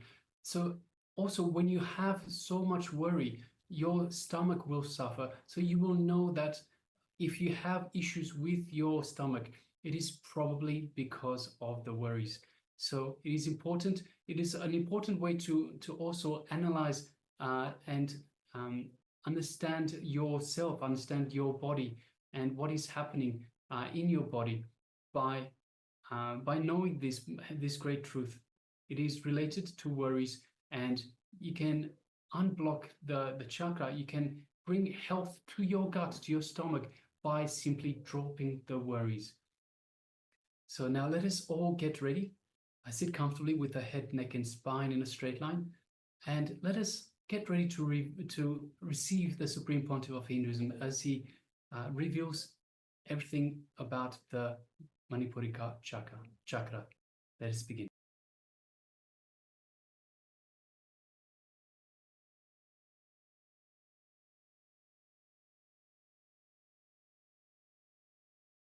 Navel is the source of energy, because only through navel you are connected to your mother.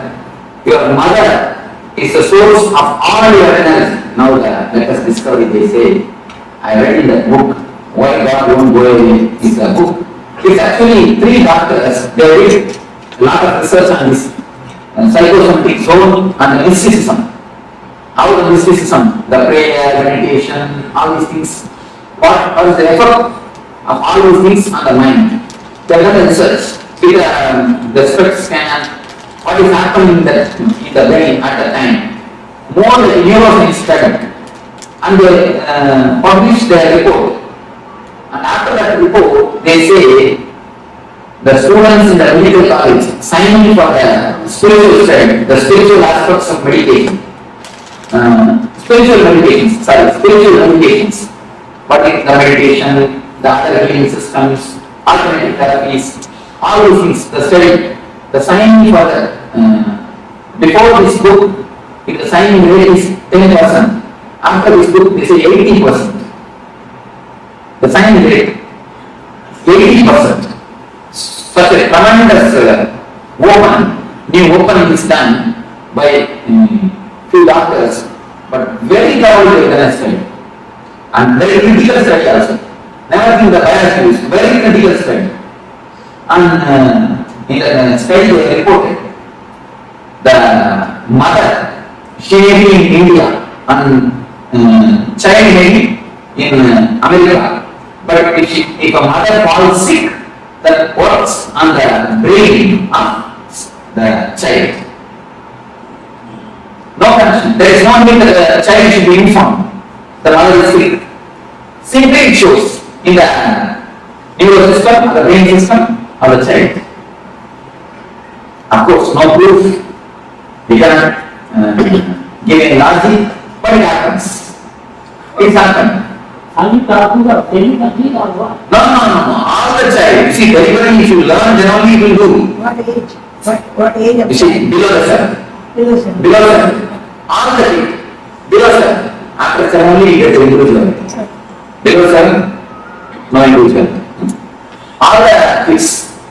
It is totally happening. There are few kids who have got the immune system strong, they don't get the disease. But there are many kids whose immune system is not strong, they get the disease. Even a small fever, what to say, headache, it is immediately responded. The corresponding thing happens to the kid. Of course, very hard to believe, very difficult to believe. Logically, there is no connection, but they say it is what this is what is truth. So after vast research, they say it's true, it's happened. Why? Because the nerve center, Manipura, we are connected to mother through this Manipura. The first source of energy is nerve center, Manipura. From to the nerve center, we are related to mother before birth and even after birth for some time, few minutes, till we had that connection with the air, with the outer existence. We have a connection with the navel center. Navel center is the center which can give all the five energies to us. The ether and air and Agni and water and Prithvi. All the five energies, five elements, Panchabhutas, all the five energies can be given to us through navel center. Other chakras can receive only one or two energies, but the navel center can receive all the five energies. That is the reason we are connected to mother through navel. This chakra is disturbed by worries and depression. By worries and depression, this is a master key. Let us enter deeply. How? In any worry, you can see the first blue will be for stomach. You can always see it's an experience of thousands of people. Any worry, the first blue will be for stomach. Either diarrhea or other digestion problems. Anyway, they always say, I can't stomach it, I can't digest it. And the next thing, let us see what is worry, and then we'll enter into what is depression.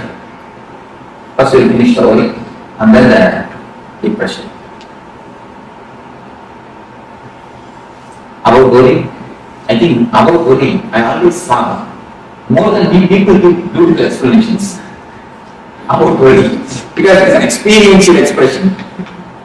So let me ask some of you to give your explanation about worry. Anyone? Anybody who can give an explanation about worry? I lost my money. I give somebody borrow money. I want to collect. You don't have to pay me. Keep on bothering me too much. I'm worried about my money. That's one thing. A small story about this. You see, and also another thing. My son is a 31. He don't want to marry. I keep on pushing him. That is one thing. You see, as soon as he told money, I remember a small story. Once a man Ramesh, he got $100 from a man called Ru. He spent it. Then the Ru asked him, "Where is my money?" He borrowed $100 from another Sikh and gave to the Ru. After a week, the Sikh asked, he borrowed from Ru and gave it to the Sikh. After a month, Ru asked, he borrowed from Sikh and gave it to the Ru. After repeating this for 10 times, he called Ru and Sikh together. Why don't you give the money after every month by yourself? Keep me out of the scene. So this is one reason. Something that you keep on thinking about. That's something. And then The thing don't go the way you expected. And then anyone, some more worries? Fear inside you, to prepare for the future. Insecurity. Worry about your patient's health. Each one is telling out their worries. You see, whatever you said is only the reason for worries. Now, what you said is the reason for worry. What you said is the cause for worry. Only is the reason and causes. What is worry itself? Exactly give me the definition. Just give me a clear definition. Any philosopher? State of disturbed mind. Okay. Fear of the future which is not there. Okay. Are you ourselves is differently what's happening outside. You are the philosopher. Processing in different way what is happening outside. A nice thing, nice way of putting things. But because 99% of the world is never become true. Whatever 1% happens true is always good. It's always good. So The way how you react to things and the attitude that you have towards something that we can react. anxiety about something that hasn't happened. Married, then you make no guilt. If you are not married, then difficult. Don't try. No, I'm telling you, don't try to answer the query. I'm not telling you. Anyhow, any other philosophical explanation? Apprehension of unknown. Yes. So that's one question.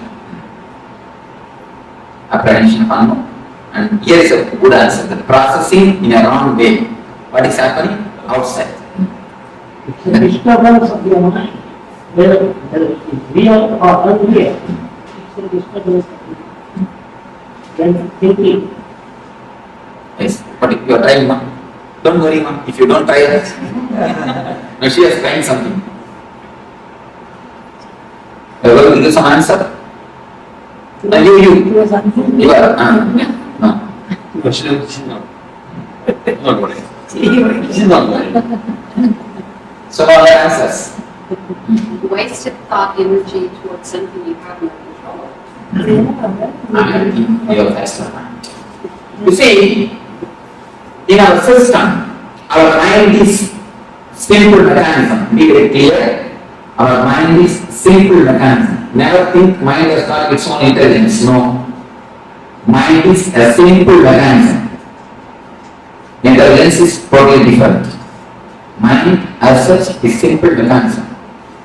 If you are habituated to take a coffee, to have a cup of coffee in the early morning 7 o'clock, every day 7 o'clock, you won't have looked at the watch, you will have a feeling that you want coffee. When you have a feeling, then you can see it's 7 o'clock already. Just like that, the mind is habituated, just as the body is habituated for coffee or some routine. Mind gets habituated to have a low energy or to have a shrinking feeling in some times and some situations. Whenever the time comes again, whenever the situation comes again, the situation cannot be as deep as it has happened in the first time. It may not be exactly the same as it has happened previously. It may be just reminder of the last situation, but we will see the same low energy, the same irritation will happen to you. To reduce the whole thing into more clear terms, you can say, if you take the mind as a computer, the few programs which has been affected by virus is for you.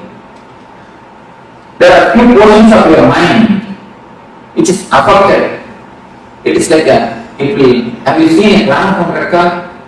The gramophone record is disturbed and it is repaired. It will repeat the same line. It will repeat the same line. Any of you seen gramophone record, the old gramophone records? It will repeat the same line. It will never go next line. The same line. I went to his estate. His estate. There I saw the gramophone. And tape was repaired. Then tape means what they put inside. Record. That is called record. Scratch. It was that is called record. Scratch. And there is a song in Tamil. It means the income is 8 paise, expenditure is 10 paise. It is not going to the expenditure at all. It is again making on the income. It's not going by expenditure at all. So that is a good graph for money income. No expenditure. You might have done it on purpose. That I don't know. It is the same line. It's not going to the next line. So, then I think you have to understand. So the same thing, sometimes it happens to our mind.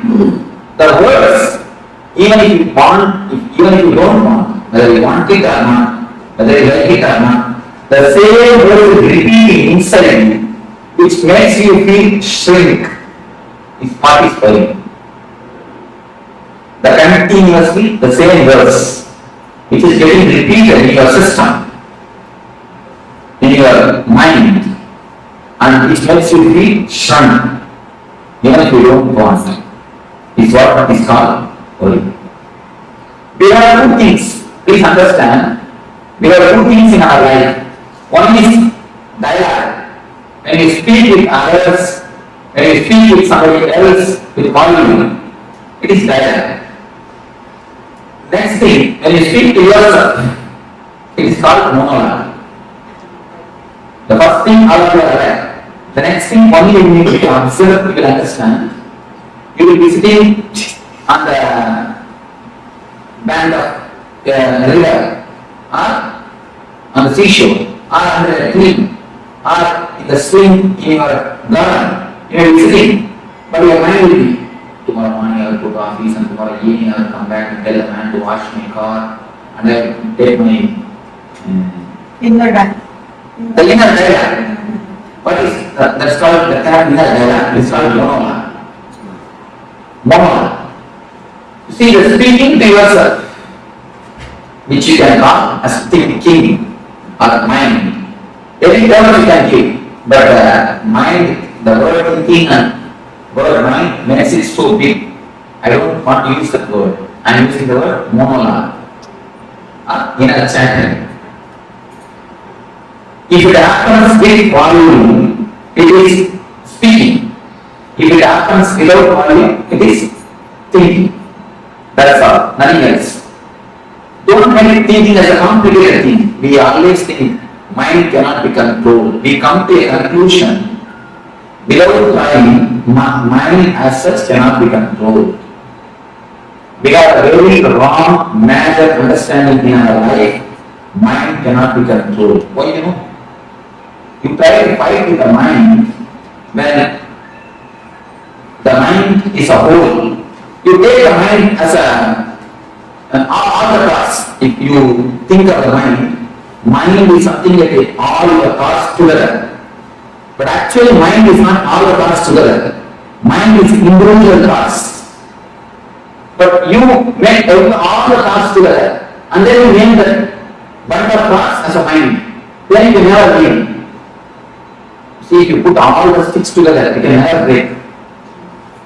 If you have a individual sticks, you can always break. What you do, you put all your thoughts together and label that as a mind, and then you think you decide that mind cannot be controlled. And then you never try.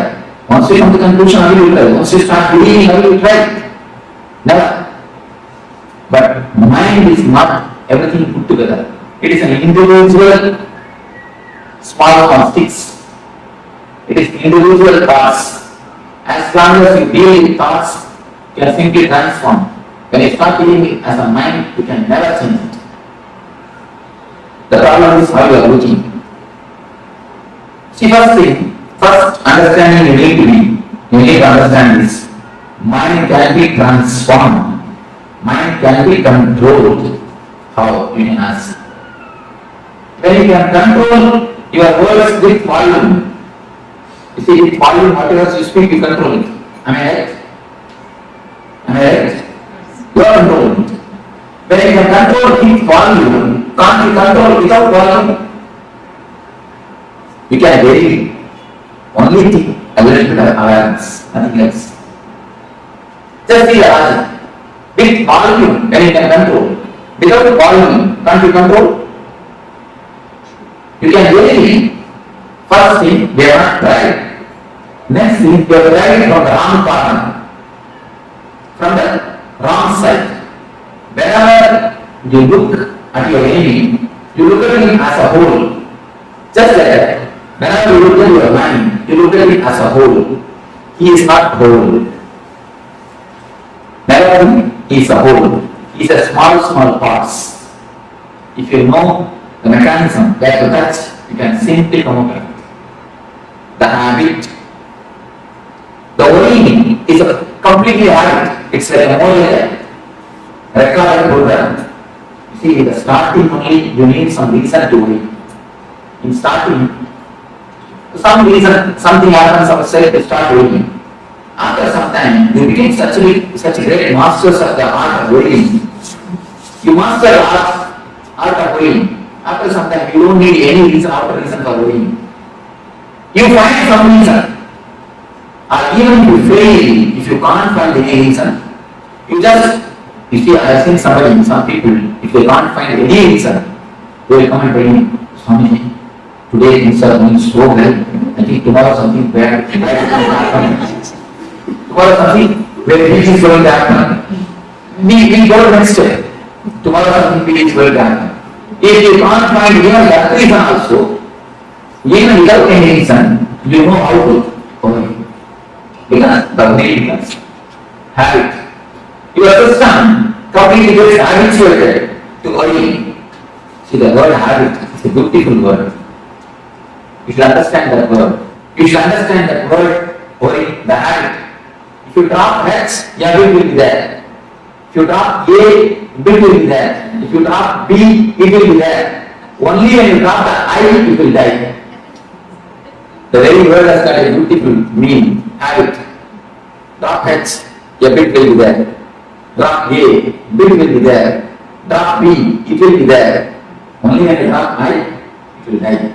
The meaning can be understood by the word itself. A beautiful word. Worry becomes just an habit in your system.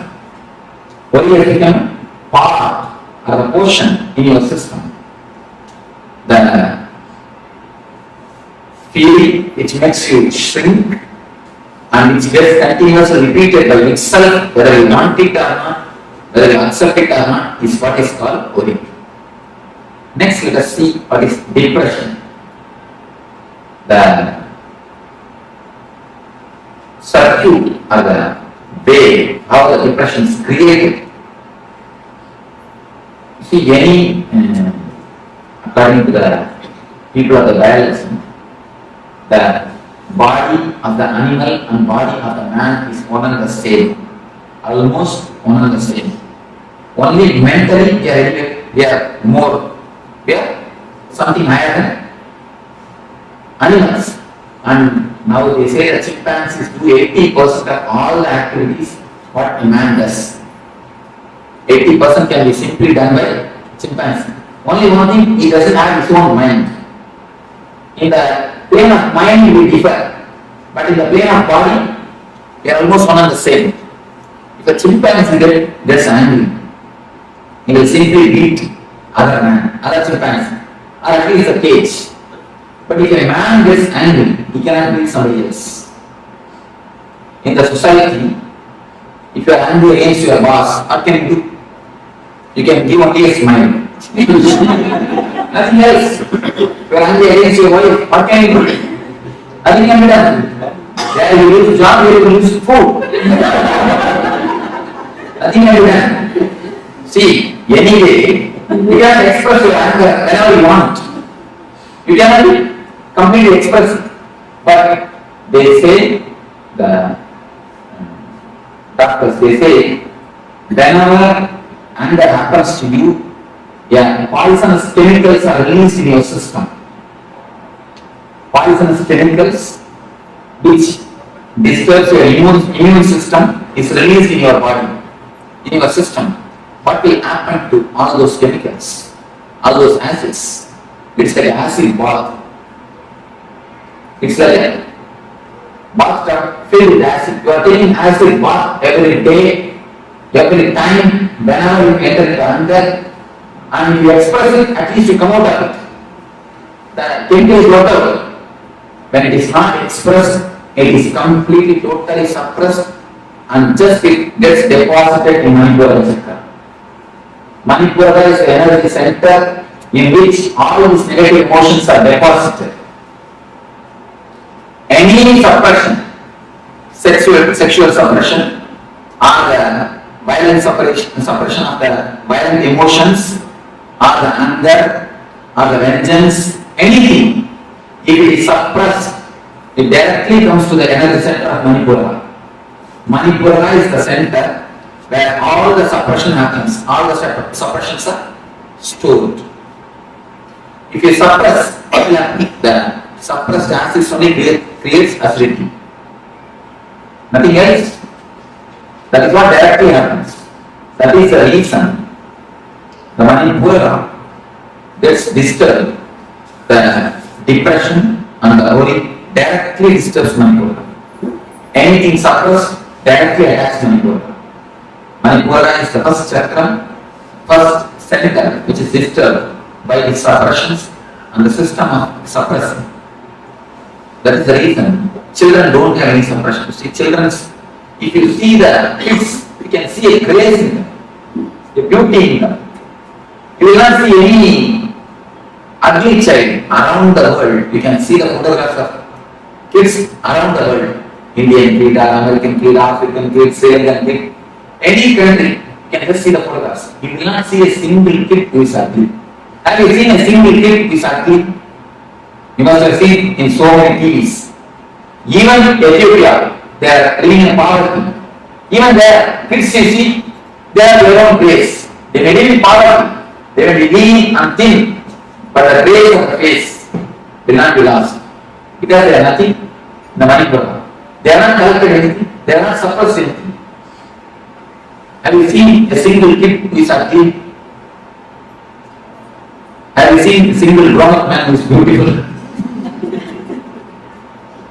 The problem is Manipura. The depression and the worry takes the grace from a being. No depression or worry is accumulated with the kid. Even if they accumulate, they have a beautiful technique to throw it out. Have you seen after feeding the kid, if you put him to rest, he will just laughing. Have you seen? Some people will be blabbing. The blabbing is a beautiful technique to cleanse the Manipura. Kids do that. Whatever meditation you are doing in all these 2 days, all the kids they do. Because the system has got its own intelligence to do all the meditation. And the same way, any of you, if you know Yogasana, the major 12 asanas are there. All the 12 will be practiced by the kids from the age 1 to age 7. Without knowing, without you teaching them, they will be practicing. The Dharmasana and all the asanas, they will be practicing. Because the system itself, the body itself has got its own intelligence. In the so-called process of growing, we have lost all these things. And you can see the children spinning or drilling. Have you seen? If you have a small kid, you can understand. For no reason, he will just drill. The spinning. But the spinning is the greatest meditation in Sufism. They say, when you spin or drill, the energy is centered perfectly. The centering of the energy happens. In Sufism, the drilling is a meditation technique. But when the child does, we beat him and make him sit. At least millions. I went to the Santa Cruz beach. I saw small kids. They are just entering the water and playing. The parents are also very relaxed and they just let the children go.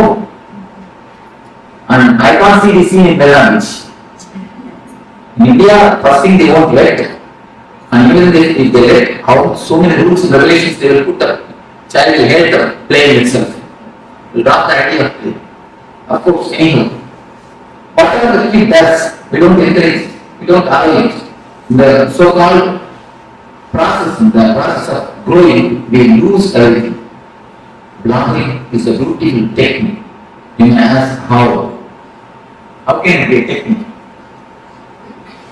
See, whatever you say as a mind, it's nothing but the languages which you know. You can tell me what are the languages you know? English. English and Tamil, that's all. Not even 2-3 words in other languages. Banana kuchundi. No. 2-3 words in Telugu. Huh? No, Malayalam. I understand. I can understand. I see, if you know even few words, add in the list. Okay.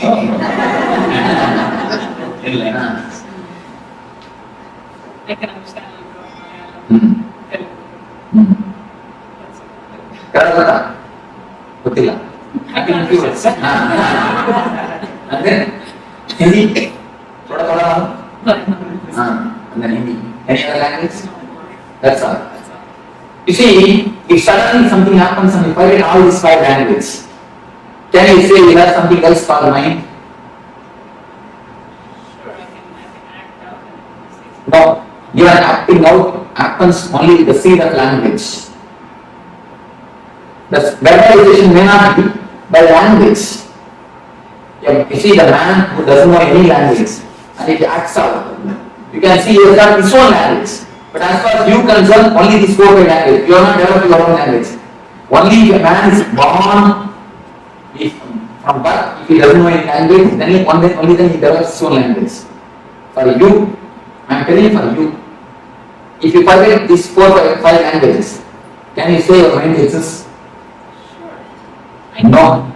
Alright, tell me what way you can exist. I can just tell it to myself. I cannot have a dialogue with someone. That is what. Then again you are using the same language, 5 languages. I am telling you, if you forget 5 languages completely, there is no other thing in our mind except this language. Our mind has nothing else, at least the active portion of the mind. Whatever is active in your system has nothing else except this 5 language. Except this language, not for you 5, for others their own languages. You cannot think anything except these few languages. Without that language, it is like a big lake covered by snow. The lake is the energy, the Atman. Snow is the thought process, the chanting. If you can break the chanting, if you can break the thought process, and the water which is inside, or the pure water which is inside can gush out and energize your feeling. You are this side and the energy is that side. In between, the ice layer is there, snow layer. The ice layer stops the energy reaching you. The ice layer is what is the mind or the thought process. If you can break the thought process, if you can break the mind process, you can see the energy gushing towards you. The Manipura also, Manipura is the energy. The suppressions or the depressions, the suppressed emotions form a layer in your system, in the Manipura Chakra. By some process, if you can break the thinking system, if you can break the thought process, the energy just gushes out and washes away all the depressions and suppressions from your system. If you feel that anything else can exist without words, you can tell me. Anybody else? Do you understand what I mean? Difficult, it is difficult because the whole mind is reduced to just languages. It's something new. Because it's new, we are, what to say, almost a base is lost because mind means you are thinking as a big thing. Mind is something very big thing for us.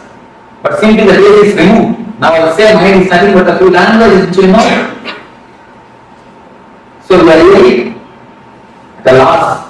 That a big property is taken from us. But last day, I tell you. What about people who think before they had any language? You see, that we cannot imagine.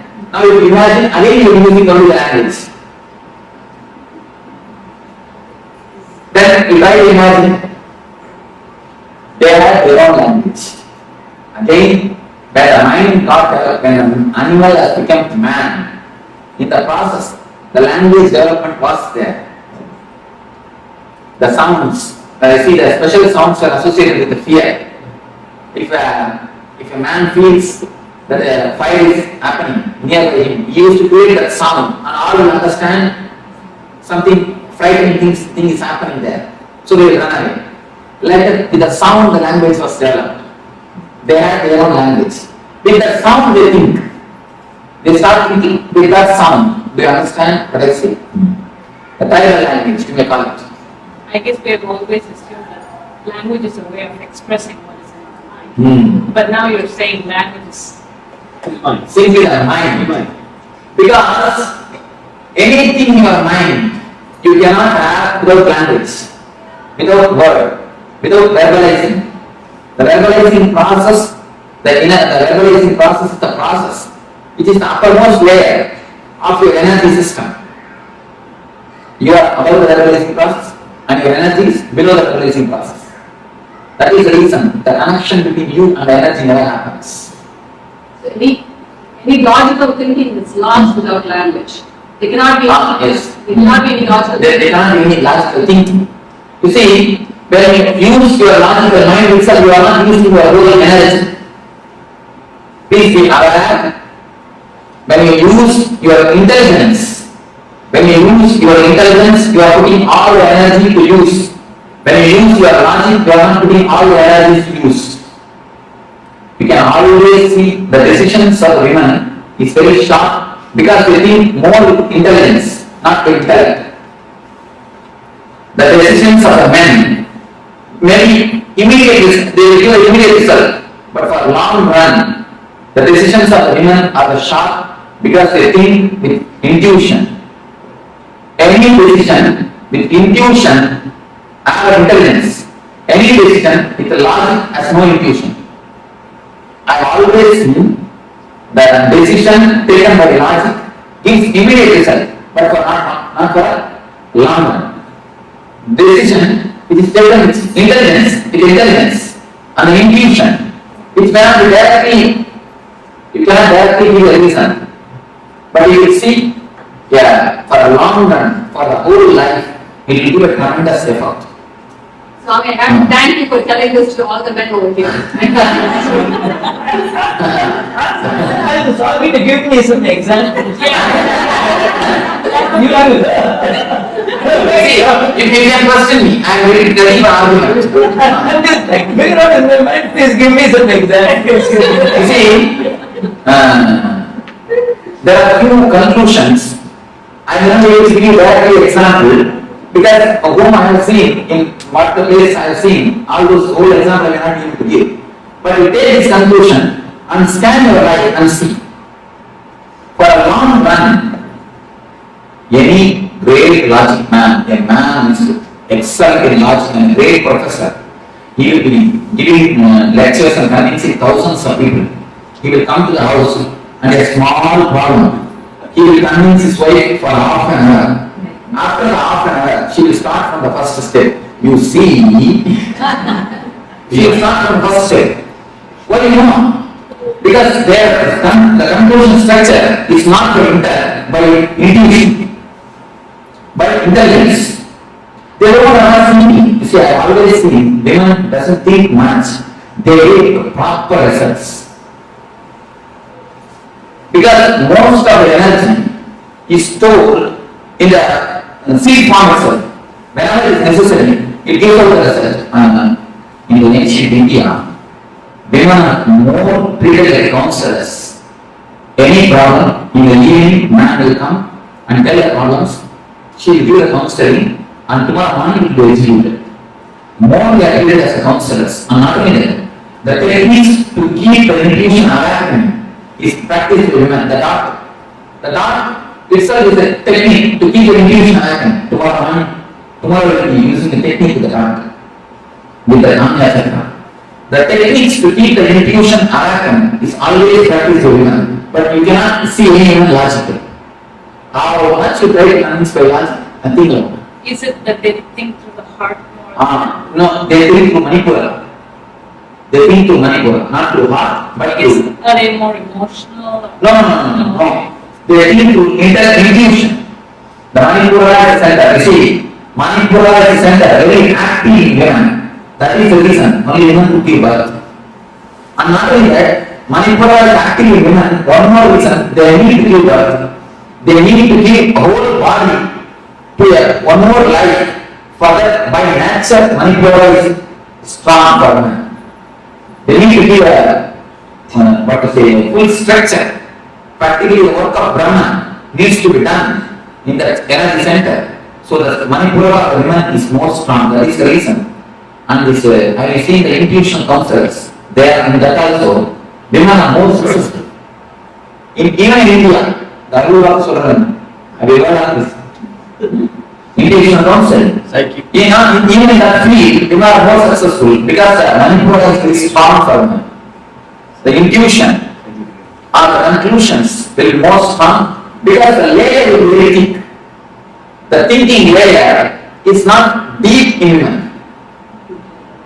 Only the conclusion layer, the energy layer is high and strong for the women. Just the proportion between men and women here says we're smarter. That cannot be the publicity. No, that cannot be the solid reason. I want a solid reason. No, we have the intuition that we are going to be enriched in our power by attending your course.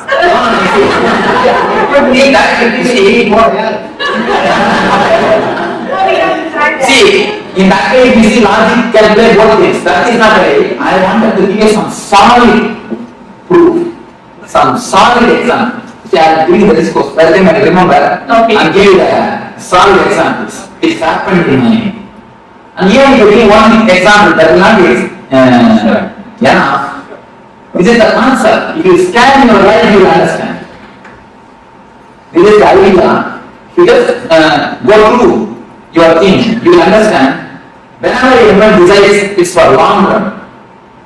It's always good for a long run. Because she doesn't have much of energy wasted in aggressive immediacy. No, not only that. The aggressive joys. You see, any joy which comes to you by aggressiveness, but outgoing things, she doesn't have. Our system itself, the joy of passiveness, the very system is more passive. Energy is wasted only in aggressiveness. Okay, The very system is a passive. women being nurturing, because they nurture, they have to use a lot more common sense and intuition rather than logic. That's something. Why it happens, how it happens, they ask. I see. I'm trying to give them some basic examples. I'm giving only the reasons. Reasons from all the energy sources or the books. Only I'm giving the reasons. I'll give you an example and I remember. Manipura, you see this basic understanding. The Manipura is the master of intuition, the master of the energy, master of the energy source. This chakra has to be powerful for you because you need to give birth. You need to supply tremendous energy to the other life. That is the basic logic. Why the Manipura of the women is so strong.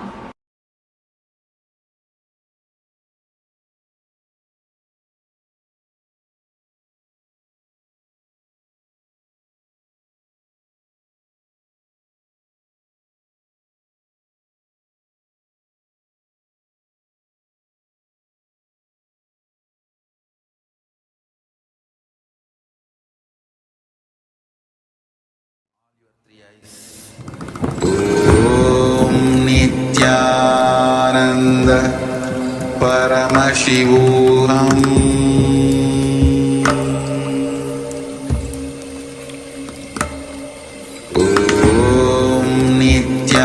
Nithyananda Paramashivoham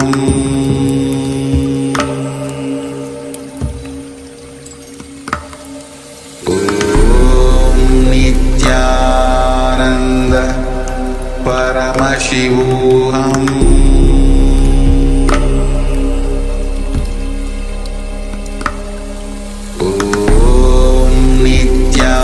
Nithyananda Paramashivoham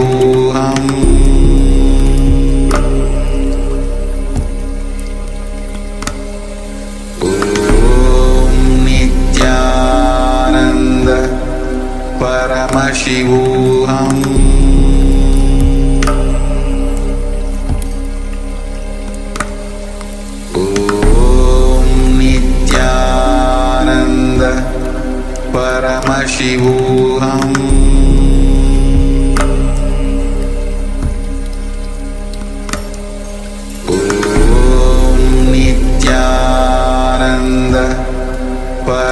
Paramashivoham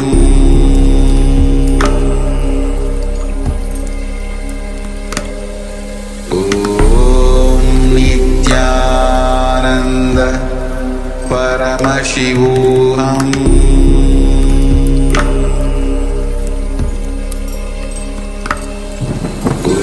Om Nithyananda Paramashivoham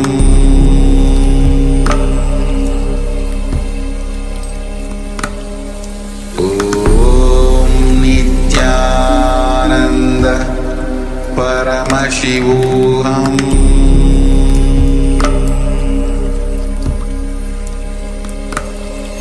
Om Nithyananda Paramashivoham.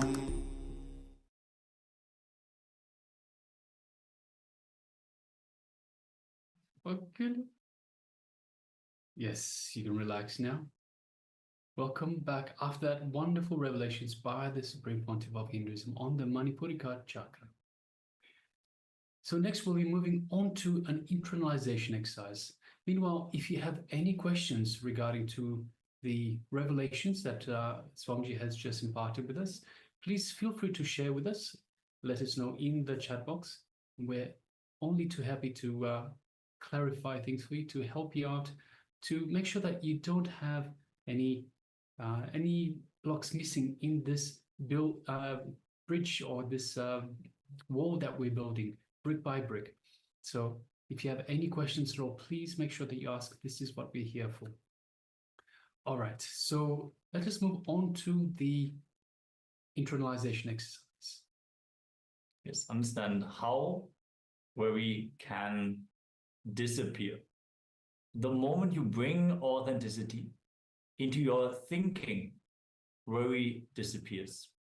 As long as you don't bring authenticity into your thinking, integrity into your thinking, worry continues to rule you. Now, let us enter into an exercise. First, write down all the aspects of your life that you worry about. For each of these worrying aspects of your life, write down the thoughts you have, the words you utter, and the actions you take. Identify where you are not being in integrity. Examine where you gave your words and did not honor and fulfill them. Remember, when you are not integrated with the inner and outer words you utter, worrying will become a pattern in you. Yes. So let us start writing down all the aspects of the life where we worry. And for each of these aspects that we have written down, you will see where we are in non-integrity with the words that we have given. Because the non-integrity is what leads to the worrying pattern. If you have any questions about this exercise, let us know. And let us get ready. Have your pen and paper ready. Requesting everyone to settle down. And let us enter into the first step of this exercise.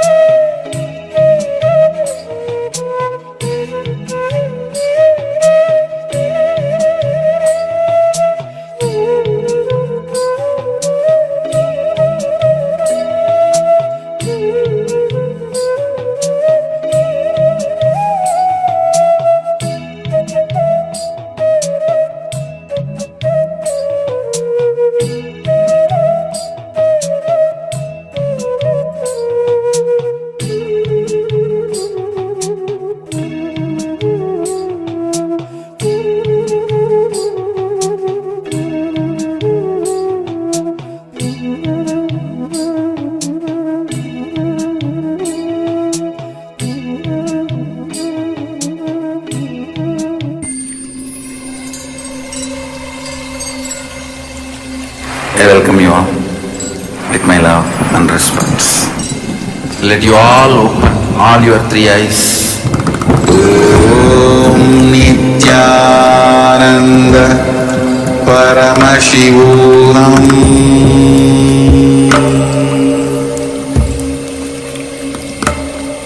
Om Nithyananda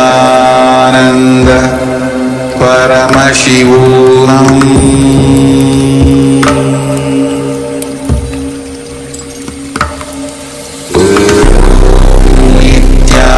Nithyananda Paramashivoham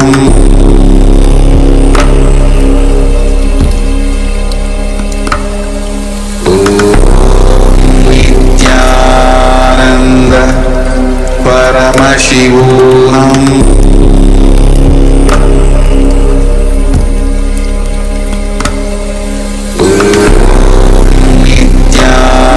Nithyananda Paramashivoham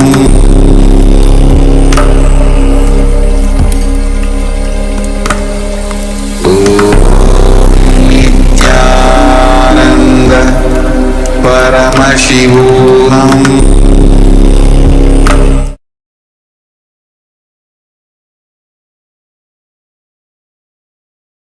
Yes, welcome back. Glitch.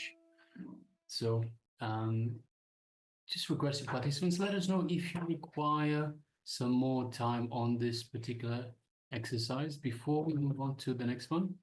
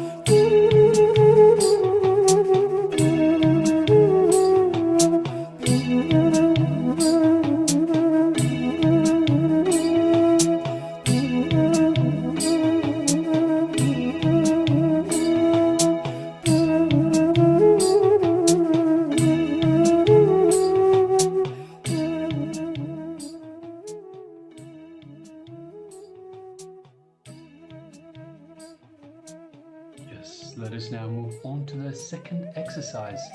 Let us look at your life.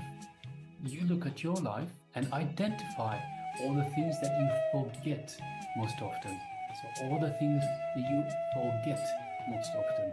For example, you might regularly forget to take your medicine, or you forgot where you kept the car keys. Examine what are the words that you utter in all these aspects of your life where you are forgetful. So once again, examine what are the words that you utter in all these aspects of your life where you are forgetful, and identify and write down where you are not in integrity. So identify where you are not in integrity in these situations, in these aspects of your life where you are forgetful. So let us go ahead. Take a few more minutes for this second exercise.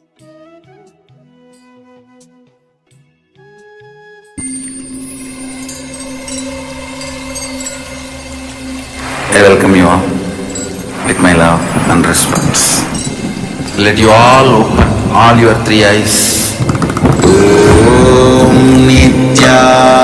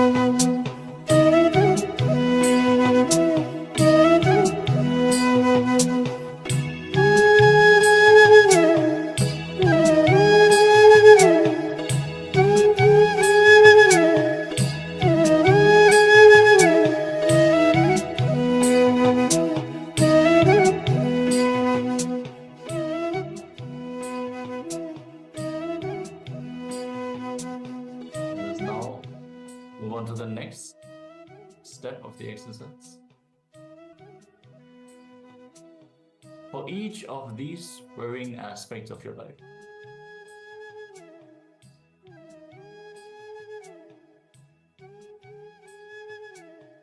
Look at the solutions you discover in your life, which you forget again and again, and you end up wasting your time and energy in rediscovering the same solutions again and again.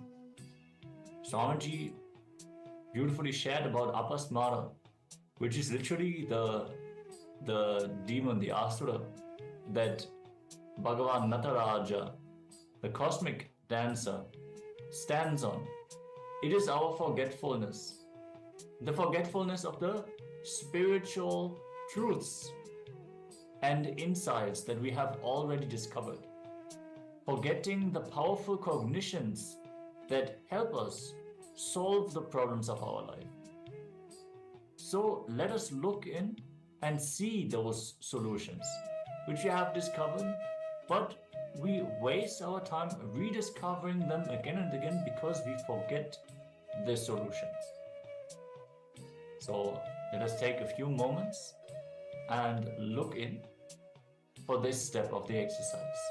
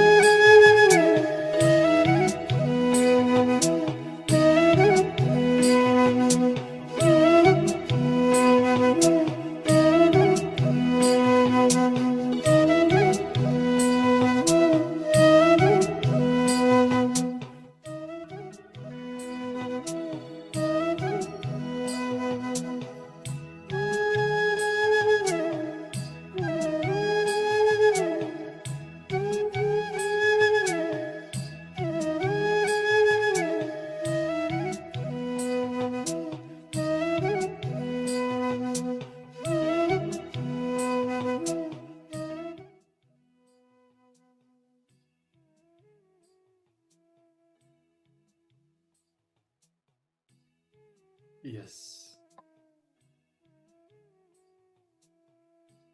Understand that worry is nothing but a continuous, uncontrolled inner chattering that's happening inside your mind. This inner chatter becomes your master and takes control of you. So let us continue with a small story. So Swamiji tells this beautiful story. In a certain kingdom, it came to the king's notice that everybody in his kingdom was depressed because each person felt they had the maximum worries and no one else had such worries. So the king announced a worry exchange offer where people could bring in their big worries and exchange them for someone else's worries. A big space was made ready, and in the center of it was a huge worry pot. Huge worry pot was placed.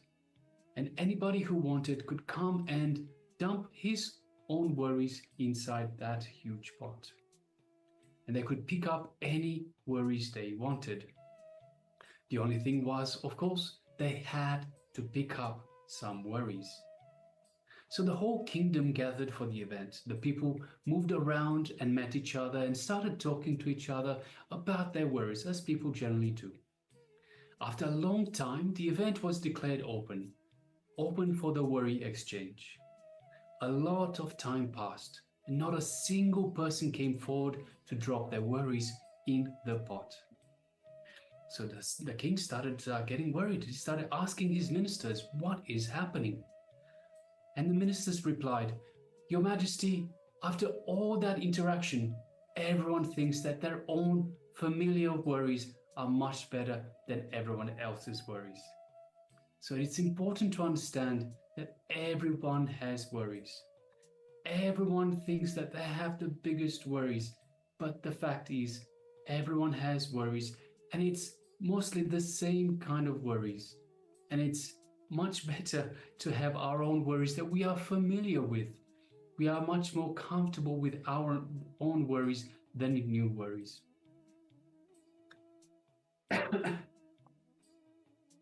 So yes, if you have any questions at this point, if you need any clarifications, again, any part of this this program so far, and of course we do apologize for the technical glitch just earlier. Do let us know if you have any questions. We're happy to clarify. This is what we are here for. All right. So yes, now we're going to get ready for a kriya, a shuddhi kriya, a cleansing technique. As we are currently working on the Manipuraka Chakra, the navel center, we're going to go through a guided technique, guided by Swamiji, where we can cleanse our Manipuraka Chakra. So let us all get ready and follow along as Swamiji is guiding us through this kriya.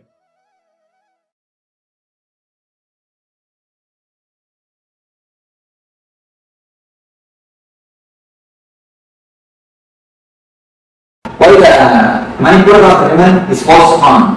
Now I will do some practical example. I'll give you.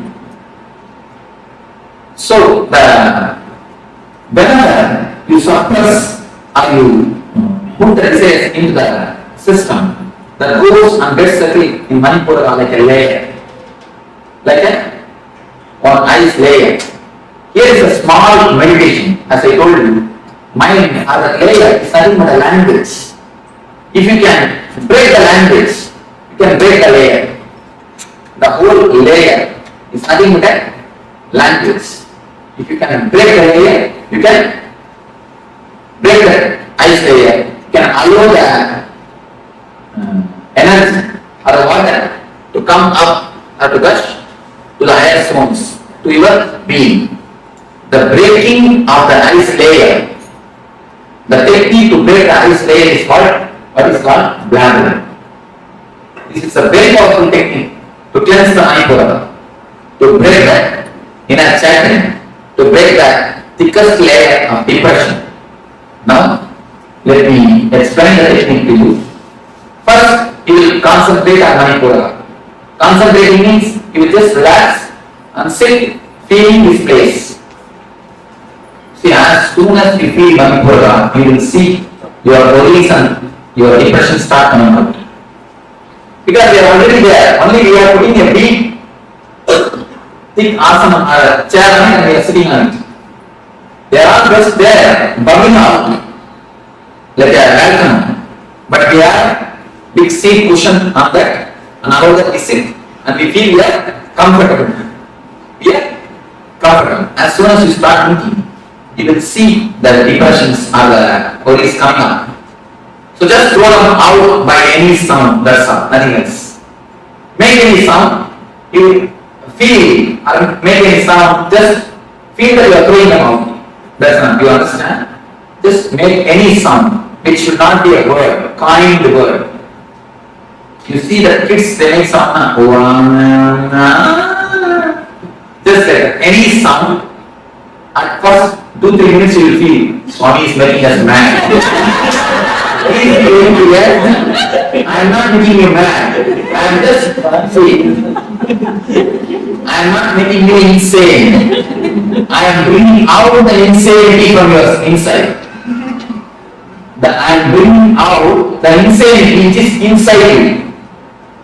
Understand? Something you commented. Can I hear it? We are going to be happy of hearing this. That is nice. See, when you create sounds which has no words or which has no meaning, the mind breaks.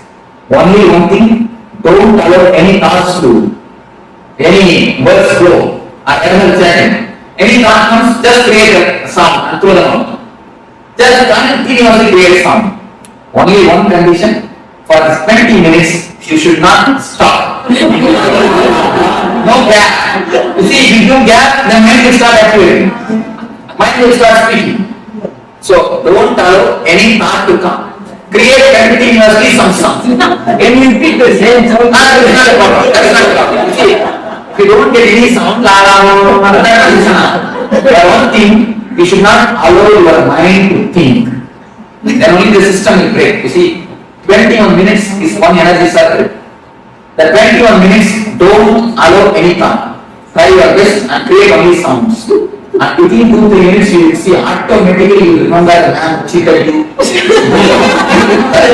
Who is your enemy? The intimate enemy. The intimate enemies and enemies, all these things you will remember it yourself. And all those fears will come up, all these things will happen. You see, tears will come, all the deepest feelings will come, anger will come. Allow everything by words, by some sounds, not the words, some sounds. Then how does the worry come? Automatically it will come, you will see. It will come like a figure, a small words, a broken way. Automatically it will come and just throw them out by the word, by the sound, not by the word, by the sound. You will see automatically it is coming up. All your enemies will come up, you will kill all your enemies, throw all your anger, everything will come up. You see, this is called, 1 minute. This is called verbal catharsis. And one more thing we can do, it is called physical or body language catharsis. The verbal language catharsis is this. One more thing, body language catharsis. Just remember your enemy and make as much of faces as possible. Why no? All your tensions are hidden in the face. You don't know. The grace is lost because of the layers of the tension in your body, in your system. Have you heard of this alien photography? They photograph the aura body. And now it is accepted as a diagnostic system, one of the diagnostic systems in the East and of course the rest also. It is discovered in Russia. They say if you are overeating, if you have a suppressed mood, depressed mood, the aura in the photograph falls only for 2 inches or 2.5 inches. If you express the worries like this, if you shout and finish, throw it away. They say at least 8 inches dark I see. 8 inches, the Canadian photography. Any of you have heard of Korean photography? Not even one. You have heard of the Korean photography? Have you seen any photographs? They have photographed ghosts, they have photographed angels, they have photographed when the man becomes possessive. What happens? All those things are photographed. And they prove how a spirit enters into a man and how it leaves at the time of death. A man is continuously photographed and the light going out of the body is seen and the silver carvings even after the cutting the navel cord or the umbilical cord. Umbilical cord, a subtle connection exists for 11 days between mother and the child.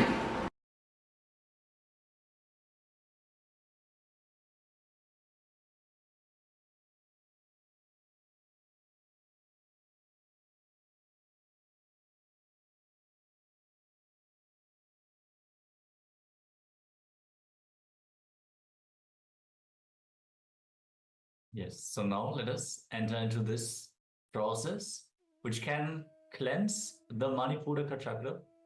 It can remove the deep engrams of worry. So for this Kriya, what we're going to have to do is create chaotic sounds.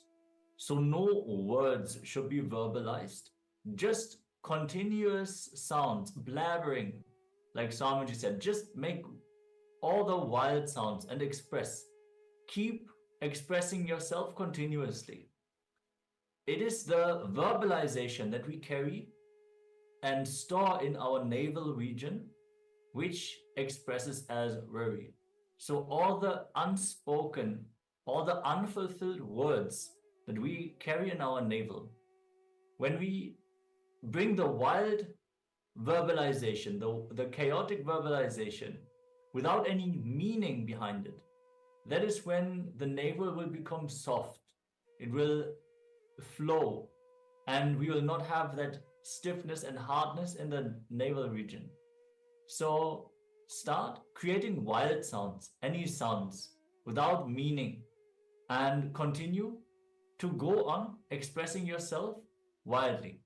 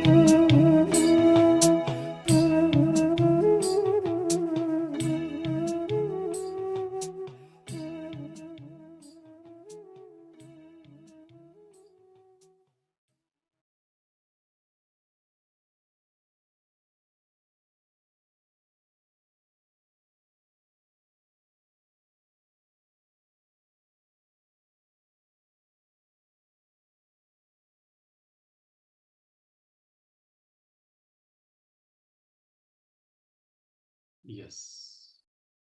You can relax now. So let us next move on to a detox segment. So once again, detox is very important to remove the toxins that we have built in our body. See, over time, we ingest certain foods that have toxins, that have poisons, basically things that poison our body, and they get stuck into our bodies, and they basically stop us from having the life that we should, from having the body that we should, the body that is aligned to the cosmos, to the cosmic will. So these toxins have to be removed. As we've mentioned at the very start of the program, in day 1, we'll be going through different detoxification segments, detoxification strategies, techniques in order to remove these toxins from your body. And now we're moving into one that is for herbal juice. Yes, as Swamiji shared, 80% of our enlightenment is actually just cleansing the stomach. And now that we have covered the Manipuraka chakra, which is directly interlinked with our digestive tract, naturally, if we have even physical blockages, so residues of toxins in our digestive tract, naturally, they will also impact our Manipuraka chakra. So that even that can lead to worries, and that can lower the energy that we can express through that chakra. So the herbal juice should ideally be taken during the late morning, 2 hours after the first meal, on a light and empty stomach. So it can be prepared in a short amount of time. You can make it cold, raw, sweet, or savory as per your own taste. So you can take any vegetable. That is one part of the juice. Any vegetable of your choice with sufficient quantity of water. So 1 part of vegetable and 4 to 5 parts of water. For example, beetroot, carrot, white pumpkin, or arugumbul leaves. And ginger also is a great option. Swamiji also emphasizes on the power of bitter gourd juice. And there's so many different vegetable juices that you can easily consume, and they will have a very soothing effect on your digestion. They will feed the microbiome, and generally increasing the intake of liquid and raw foods will really help you to detox your stomach. So the herbal juices are a great way, a great solution that you can simply add to your diet. You don't have to change anything about the way you eat. You just prepare this light drink, and you can put sweetener like jaggery. It's best to take jaggery for sweetening because it has a lot of minerals and antioxidants, great beneficial substances. And you can put a pinch of salt, which will just open up the flavors a little bit more. And it makes it very enjoyable to consume. So it can also be consumed plain. So you don't have to add salt or sweetener at all. You can just drink the herbal juice as it is, but you should not store it in a refrigerator or take refrigerated vegetables for the juice, because it will change the quality of the beverage. You should just take the vegetables at room temperature, water at room temperature, and then just consume the juice immediately. Don't store it for a long time, because once you ground up the vegetables, they will be more prone to oxidization. Yeah, so this is a very simple solution for detoxing the intestines and really nourishing the body. Swamiji has put so much emphasis on the power of the Nirahara Samyama. And even if you don't do the full Nidahara Samyama, just adding more herbal juices to your diet will help you to feel light and energized, cleansed throughout the day. So with this, we already covered the detox segment for the herbal juice. So if you're inspired, if you want to try this, just every day, take some vegetable and make some herbal juice. With this, we're now going to move to the next round of today's power manifestation. Yes, so once again, today's power manifestation is the power of consciousness over matter.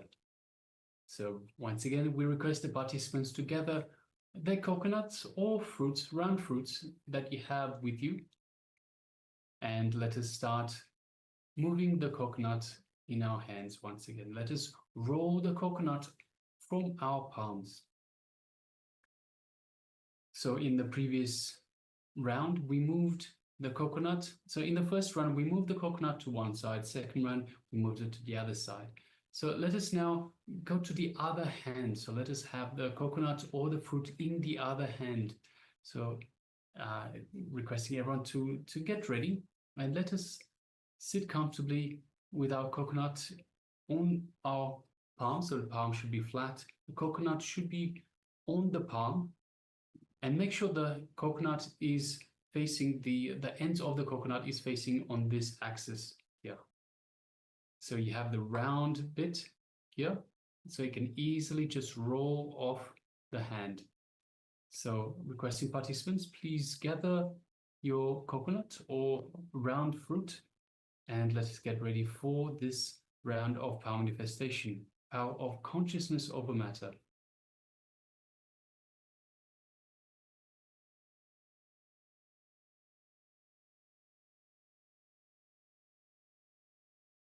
All right, so if you have your fruit ready, your coconut ready, let us sit comfortably with the head, neck, and spine in a straight line. You can close your eyes or keep them open, up to you. And of course, when you manifest the power spell, again, you can close your eyes as well. So you can just visualize through your eyes. So without actually seeing the coconut itself, that will be a next higher level as well. So if you wish, you can go ahead and do that as well. So we've moved it to the other hand that we usually use, and we can even close our eyes to make it even more difficult. So we're just moving to higher and higher levels. We're getting you a little bit out and out of your comfort zone, so that way you get more comfortable with manifesting this power. So let us get comfortable, sit with the head, neck, and spine in a straight line. You can sit on the floor or on a chair, whichever you find most comfortable, but make sure your head, neck, and spine are in a straight line to facilitate the movement, the free movement of the Kundalini energy. Let's just take a long, deep breath in and out. And just relax into that breath. Let us now bring our attention to the Ananda Gandha, which is just below the heart center, the inner space, our inner space. Let us visualize our favorite image or favorite murti of Swamiji in our inner space. And just take a moment and just see yourself, just yourself and Swamiji in your inner space. Feel the connection to Swamiji through that image. See Swamiji in your inner space. Feel his energy just permeating throughout your entire body, reaching out to every single one of your cells, just energizing every one of your cells, making them feel alive, rejuvenated, healing every part of your body.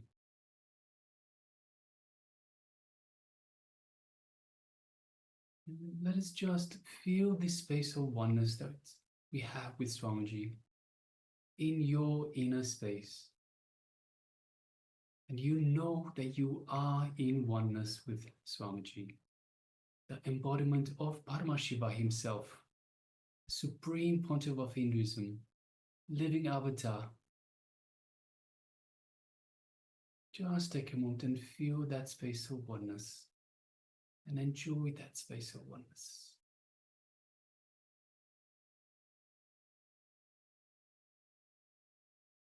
And let us just move our gaze just gently to that third eye, just between the eyebrows, and look gently through the third eye into Swamiji's third eye. As you do so, you feel a connection, an energetic connection to Swamiji's third eye, and from Swamiji's third eye into your third eye. You can feel the energy building. Feel your third eye being awakened by Swamiji.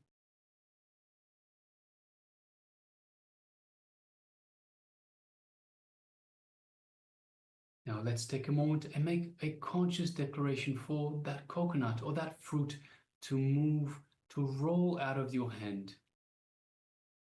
A strong declaration, a strong statement of intention.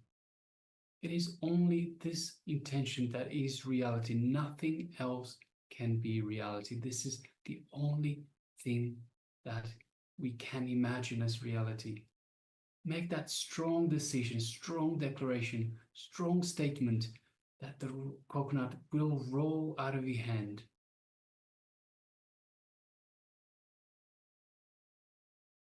Now let us start chanting the Mahavakya. Om Nithyananda Paramashivoham. Om Nithyananda Paramashivoham. Om Nithyananda Paramashivoham. Yes, continue chanting the Mahavakya. And from this space of oneness with Swamiji, from the conscious decision, strong intention that you've made, and from the powerful cognition that you are Paramashiva, let us start manifesting this power of consciousness over matter. Let us start rolling the fruit or the coconut out of our hand. Let us begin.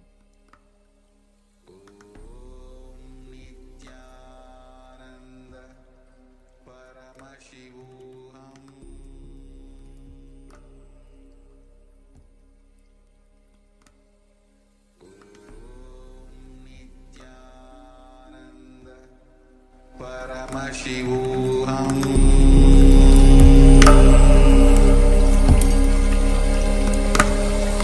Om Nithyananda Paramashivoham.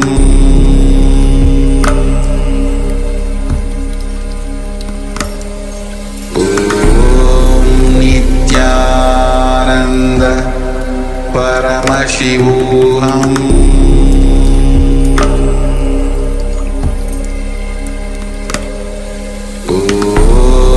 Nithyananda Paramashivoham.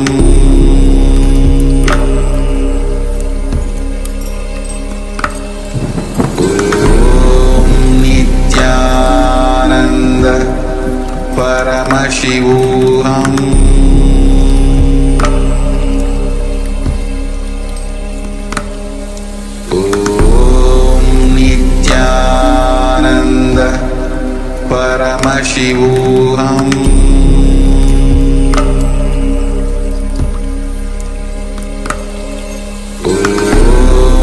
Nithyananda Paramashivoham. Om Nithyananda Paramashivoham.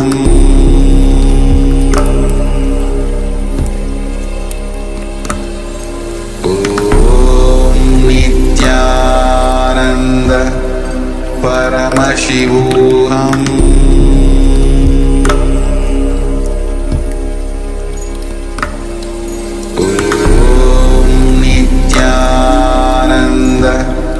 Paramashivoham.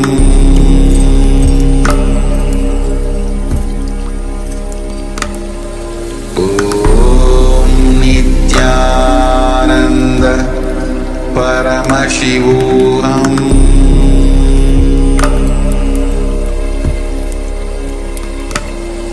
Om Nithyananda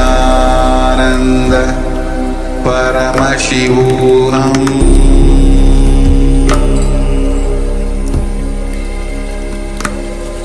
Om Nithyananda Paramashivoham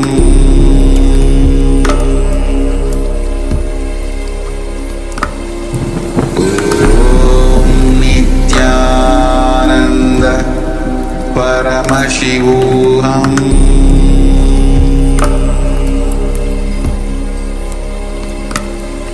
Om Nithyananda Paramashivoham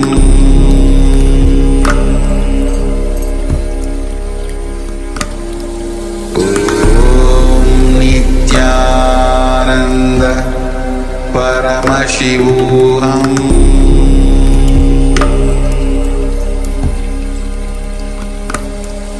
Om Nithyananda Paramashivoham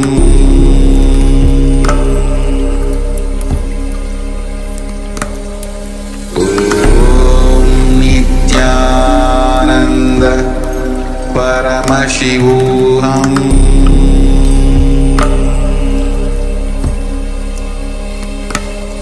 Om Nithyananda Paramashivoham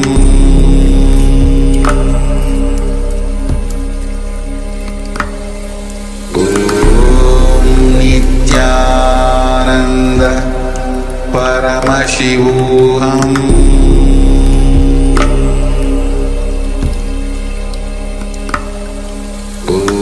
Om Nithyananda Paramashivoham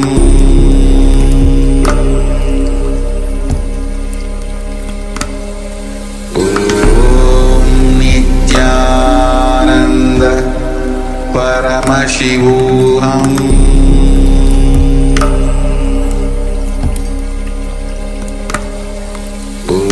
Om Nithyananda Paramashivoham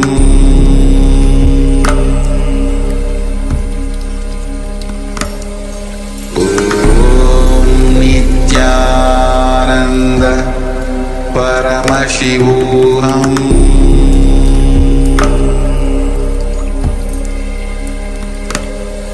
Om Nithyananda Paramashivoham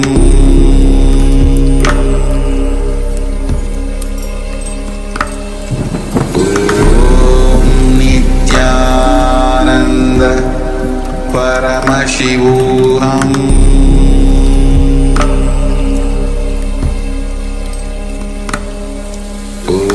Om Nithyananda Paramashivoham Om Nithyananda Paramashivoham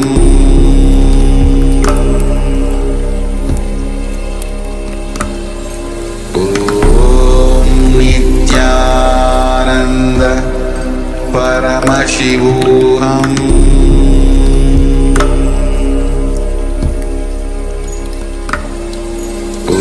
Om Nithyananda Paramashivoham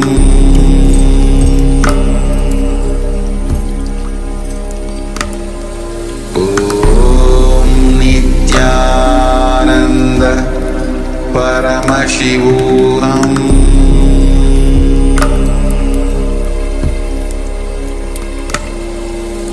Om Nithyananda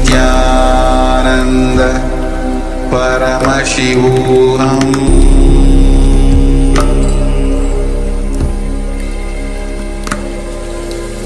Om Nithyananda Paramashivoham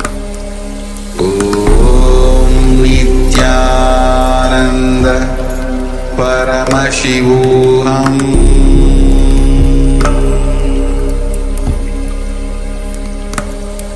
Om Nithyananda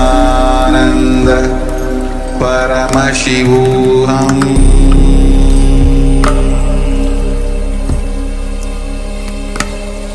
Om Nithyananda Paramashivoham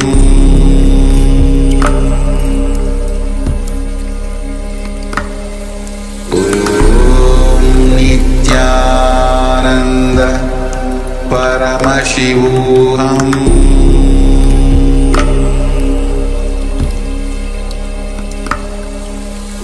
Om Nithyananda Paramashivoham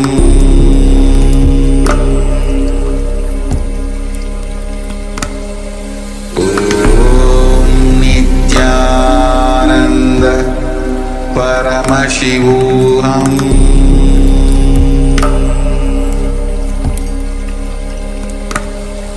Om Nithyananda Paramashivoham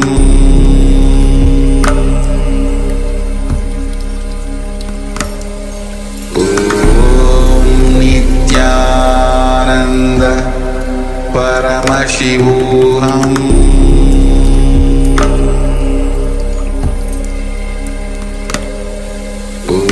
Om Nithyananda Paramashivoham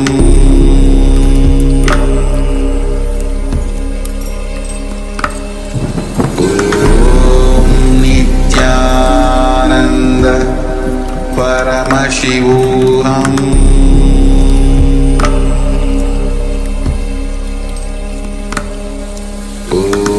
Om Nithyananda Paramashivoham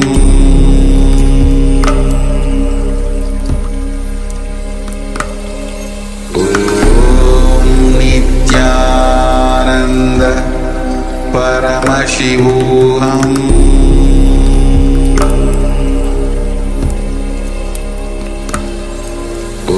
Om Nithyananda Paramashivoham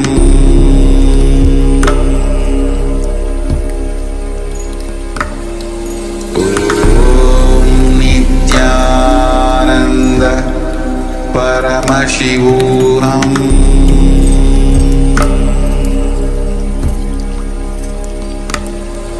Om Nithyananda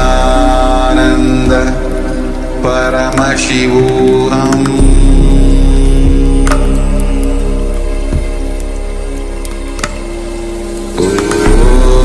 Nithyananda Paramashivoham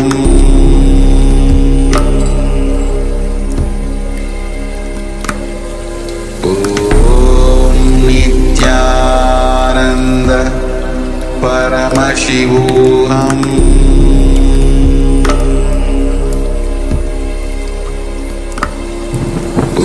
Om Nithyananda Paramashivoham Om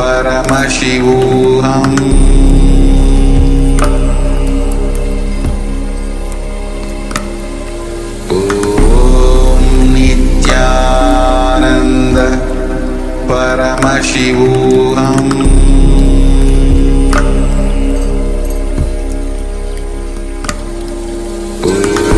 Om Nithyananda Paramashivoham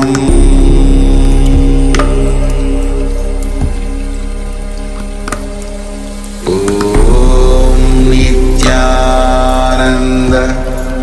Paramashivoham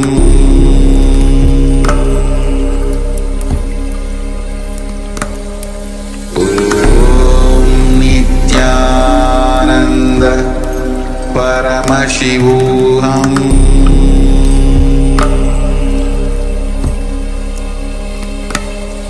Om Nithyananda Paramashivoham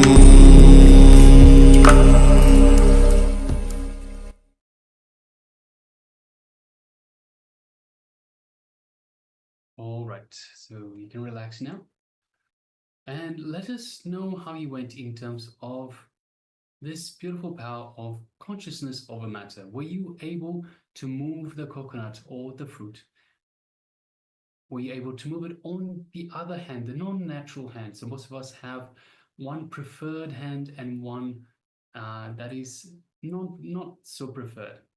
I'm not saying that you don't like the hand, but we have a preference to using one hand over the other one.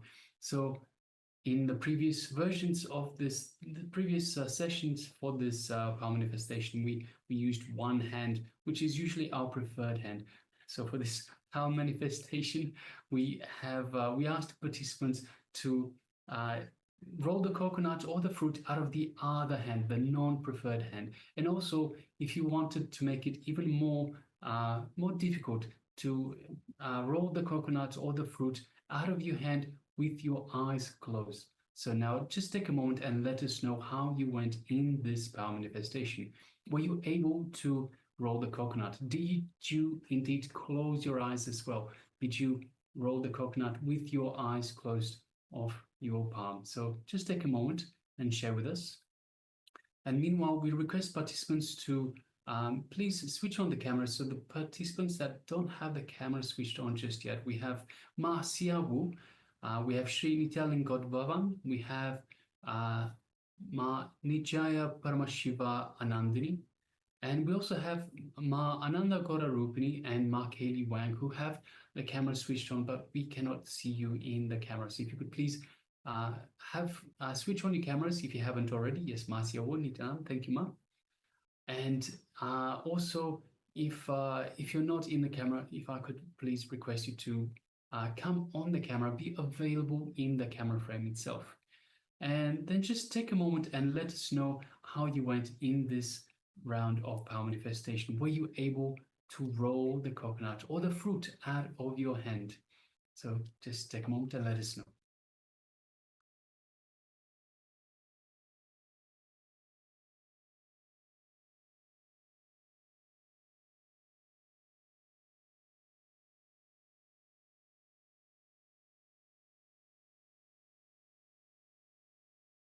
Now, of course, if you were unable to move to roll the coconut out of your hand, don't worry.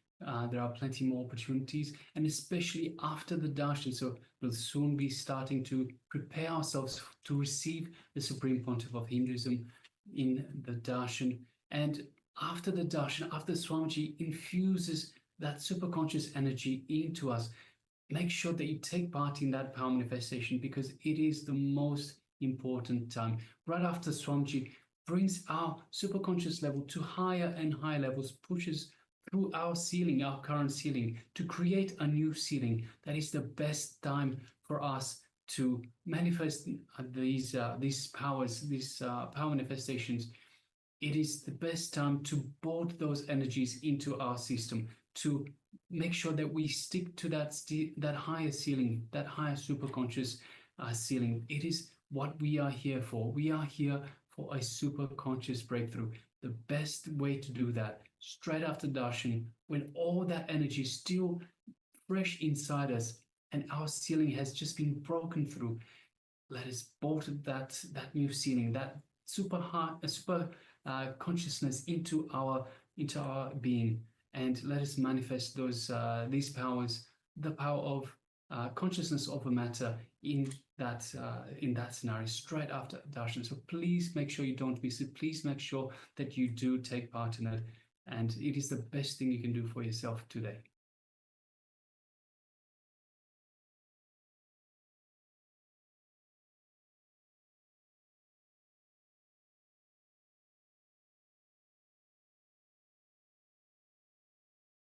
All right. So let us now move on to the next segment of our program today, which is the Anahata Chakra, which is the heart chakra, situated just in the center of our chest, the Anahata Chakra. It is, as Swamiji told us beautifully in earlier revelations today, it is blocked by attention need, by seeking attention, always looking outside for attention, for love. for chasing, seeking attention, seeking love. And of course, it is unblocked by showing endless and selfless love, and endless and selfless love. Selfless in the way that we don't expect anything back. So just for no reason at all, by showing love to someone else or even something else, whether it is an animal, whether it is a plant, it doesn't matter. Just showing selfless love to another being without expecting anything back. So that is what unblocks this Anahata chakra. So let us now prepare ourselves to receive the beautiful words from the Supreme Pontiff of Hinduism on the Anahata chakra. So please, if I could request you to sit comfortably with the head, neck and spine in a straight line, and let's hear from Swamiji.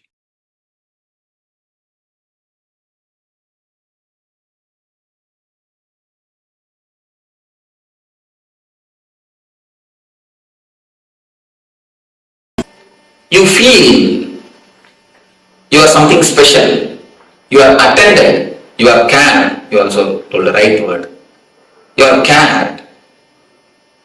Care is what we call love. If somebody gives his attention to you, you say he loves you. If you give your attention to somebody, you say you love him. That's all. Giving attention or having attention is what is love. When you give your attention, you say you love him. When you receive attention from somebody, you say he loves you. Am I right? Any question? May has not understood. Well, a lot of times you hear people say, I care for you, but I don't love you. Yeah, especially in American society. Caring and not loving, I don't think there can be caring without love. And I don't think there is a difference between these two. I think it's a different kind of love. That's all. But I say general love. Totally, love means it's a caring. The expectations also matter. The expectations, with or without expectations. Without expectation, it cannot happen. Without expectation, only enlightened man can love. I tell you. No, it's the truth. So never think that our love is without expectation or something like that. The depth of expectation. Or the depth of expectation. No, even that, you see, only two things. Expectation or no expectation. That's all. And when a person becomes a love, when his whole being becomes love, only then he can give loving, he can give love without any expectation. Otherwise it is not possible. So, let us not bother about expectation or not. That is the basic thing, with expectation only. Whether we give or receive, that is the love. Let us understand basically what is love. Then step by step we will go. Yes, something.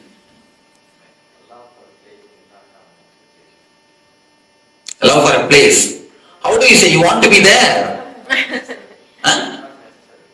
Then you don't have love. See, the very love, you imagine that about the place continuously. How can you say I love the place, I don't want to be there? It is simply your feeling to want to be there only is the love for the place. You see, if you love some place, naturally you want to be there. You would like to stay there. That is the love. Otherwise, how will you say that you are loving that place? When you remember, you feel like you are pulled, you are called. That is what is love.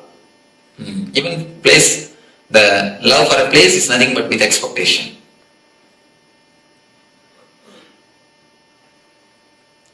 So you understand first, I think Jayashree can take the notes later on. How many of this type of courses you attended earlier? Not even one. First course. That is why you are not experienced. How many of you have attended any other courses like this? Please, you can raise your hands. And how many of you have taken notes at the time? Raise the hands. And how many of you went back to the house and started seeing once more? I didn't. You are on exemption. Last time also you are the only exemption who raised the hand. Nobody else. 90%. You say 99, I suspect you. I don't believe you. Even if you say that I go and revise it, I don't believe. She does. She tells me. Maybe rarely. Thank you. I think she has no other work.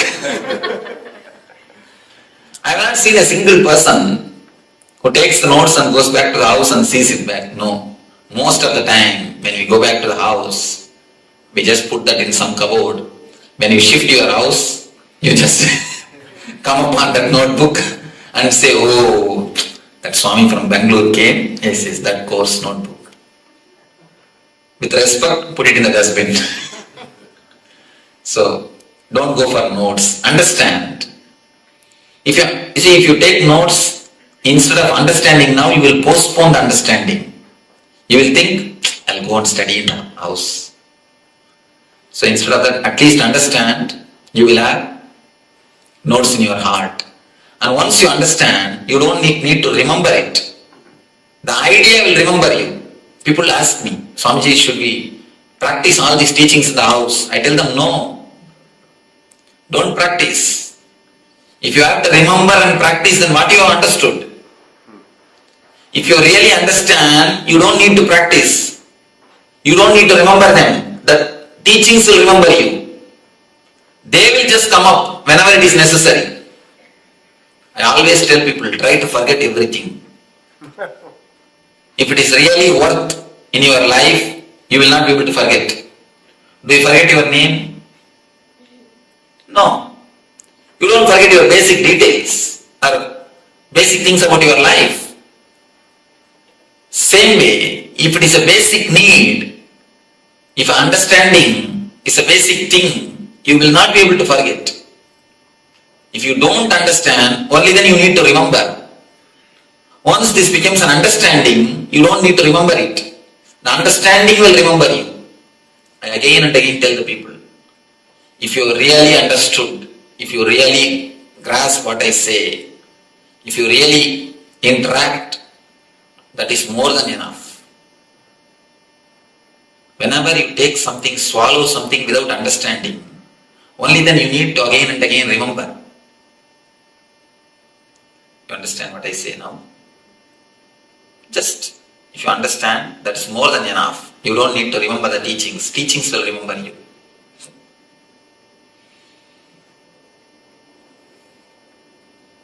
Heart. Whenever you are given care, you say, you are loved.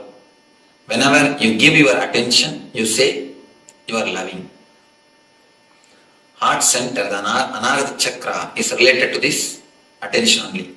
Whenever I say there is a heart center, there is an Anagata Chakra, people immediately ask me, Swamiji, I underwent bypass surgery, will it be there as it is?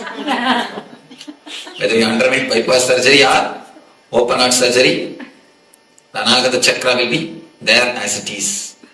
Don't bother about it. It will be there as it is. It is not physical, it is more metaphysical. It is more spiritual.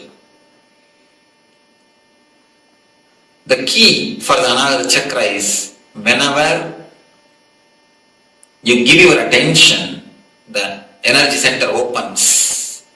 Whenever you ask for the attention of the others, this gets locked.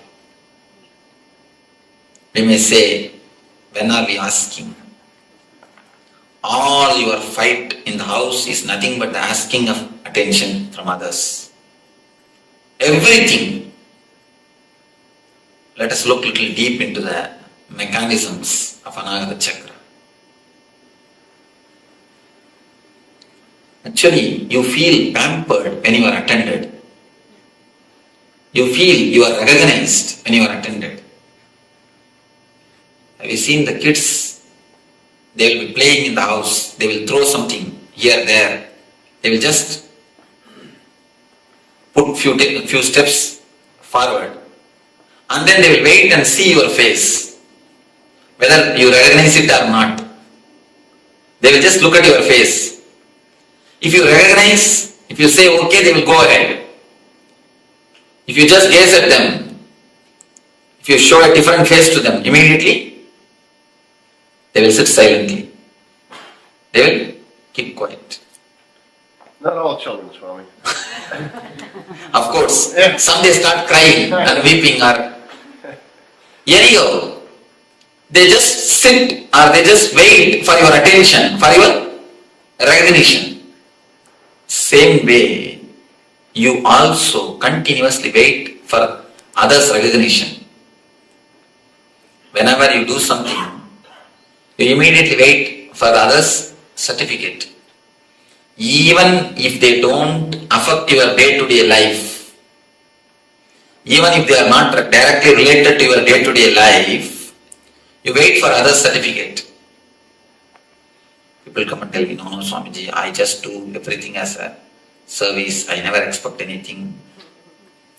If you don't expect anything, you will not even expect the good opinion of the others.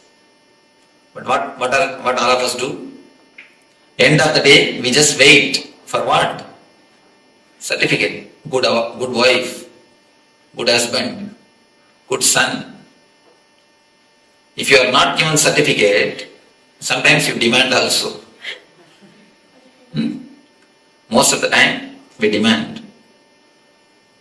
Understand a little deeply. Every action, if you scan your life, every step you can see you are expecting certificate. You are expecting certificate from somebody. From the very young age, you are conditioned to live with good certificates. You are conditioned to aspire for good certificates. In the West, I saw even many houses I saw, they put that good wife, good husband, good parents. Actual certificate itself is given. Kids give for parents, husbands give for wives, and wives give for husbands. The certificate itself is given. The certificate from the other, the opinion from the other becomes a driving force for us to live.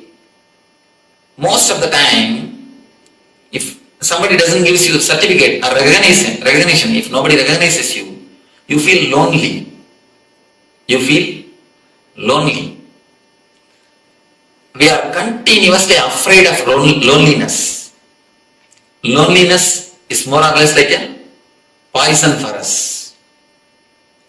Your ego is alive only when the others exist. You are a good person only in front of so many persons, so many people. If nobody is there, if nobody recognizes you, if you are alone, your ego feels hurt because it is not getting pampered. It's not getting boosted. It is just there. Your ego slowly withers away. If you stay alone in your room, there is nobody to praise you. You cannot feel you are a good person. Only with so many others, you can feel you are a good person. Alone, can you feel you are a good person? No, there is no comparison. Your ego doesn't have a base to say you are a good person. Your ego does not have any support. Only in the relationship ego flourishes. Whether good or bad, it flourishes only in the relationship. In aloneness, ego never flourishes. That is why aloneness is very killing. We are always afraid of aloneness. Aloneness means we feel frightened. We continuously work only for certificates, only for the other signature. Our life is nothing but a long signature campaign. We have a big notebook. In that we have written, good husband, please sign. Good wife, please sign. Good son, please sign. Our life is nothing but a long signature campaign. You just expect signature from everyone. Playing with the playing cards, they will build big castles with the just playing cards. With playing cards, they will build castles. Have you seen? But kids are intelligent. They build their castles with their own cards. What do you do? We build our personality with other certificates. Just as the kids build their castles with playing cards, we build our personalities with others' certificates. If somebody says you are obedient, we collect that idea. From the young age, we collected all the ideas of the society. Whatever others have said about us. If somebody says you are a good person, we collect that idea. If somebody says you are a very intelligent, we collect that idea. If somebody says you are smart, we collect. If somebody says you are dark, we collect. If somebody says you are beautiful, we get that idea. If somebody says you are not beautiful, we collect every idea. And totality of that idea, the plus minus, everything we put together, we come to an opinion about ourselves from the others' ideas. If we receive 10 opinions from 10 persons, we put together everything and create an idea about ourselves from these 10 opinions. Be very clear, because you do not know about yourself, you are not centered on you, you understand about you from others' opinion. There is a small research done by Chicago University, beautiful research. One day morning, early morning, young man is going to his office. When he came out of his house, the man who was standing just in front of his house asked him, "You look so tired. Why are you going to the office? Why don't you rest?" He said, No, I'm quite okay. I'm all right. He went to the bus stop.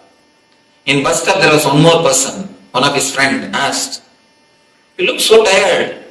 Why don't you go and rest?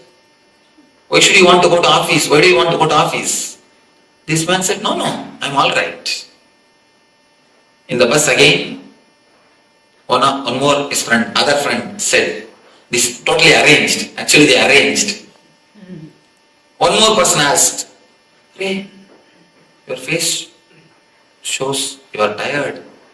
Why don't you go and rest? Why do you go for a job?" Again he said, No, I'm all right. He went to the office. In the office, ground floor itself, somebody said, receptionist. She said, "Why don't you have a leave and rest? Why don't you get your leave and rest? You look so tired." As soon as he went inside the office, boss called and told, You could have had your leave. You feel so sick. By seeing you, I can understand. You are tired. Are you sick? Why don't you go and rest? The man really started thinking. And not only he started thinking, he applied for leave and went to the house, went and is rested. That day evening, he had a temperature. Not only temperature, really is sick. When many people continuously tell you something, you immediately start believing. Not once or twice, 15 times they did this experiment. All the 15 times, all the 15% fell sick. All the 15% fell sick. They just arrange some 10 people here there casually to tell, "It seems you are not feeling well." The test proves how much others' opinions play on our mind. How much you live based on others' opinions. It's just like the castle built by other certificates. As the kids build their playing cards castle, you build your personality with the others' opinion, with the other certificates. How long you can have other certificate? Tell me. As long as you dance according to their tune, you will have. They will let their certificate to be with you. How long you can dance according to everyone's tune? Imagine. One side, your husband is playing Kathakali music. You go there and do few Kathakali steps. On the other side, daughter is playing pop music. You jump there and do few steps of pop. And back side, your son is doing Bharatanatyam music. Then you do few Bharatanatyam steps. This side, somebody else is doing rock music. You jump there and do few rock steps. This side to that side to this side, this corner to that corner, here, there. If you continuously run around, what will be your dance? It will be nothing but mess. That is what now we are doing. Everybody has got their own tune. How long you can run, you can dance for everybody's tune. If you know 6-7 type of dances, at least you may manage. Even then I don't think you will be able to manage. Because you need to change the tune. How long you can manage? If you dance according to everybody's tune, then they will let their certificate to be with you. If you don't dance, if you don't dance according to everyone's tune, what will happen? They will take away their certificate. If somebody takes away their certificate, what happens to your personality? That's what I call depression. Continuously it happens. It's like you are a centipede. Centipede means you understand with 100 legs. You have 100 legs. Only if all the 100 persons say something good about you, if all the 100 say some nice things about you, you feel comfortable. You can walk. If someone takes away their leg, what will happen to you? You just tumble down, collapse. I tell you, this is a homework which you need to do. Make a list of the people who can depress you. Now really, now this will give you the new understanding in your life. See, most of the time, we do not even know our problem. That is the problem. Once you know your problem,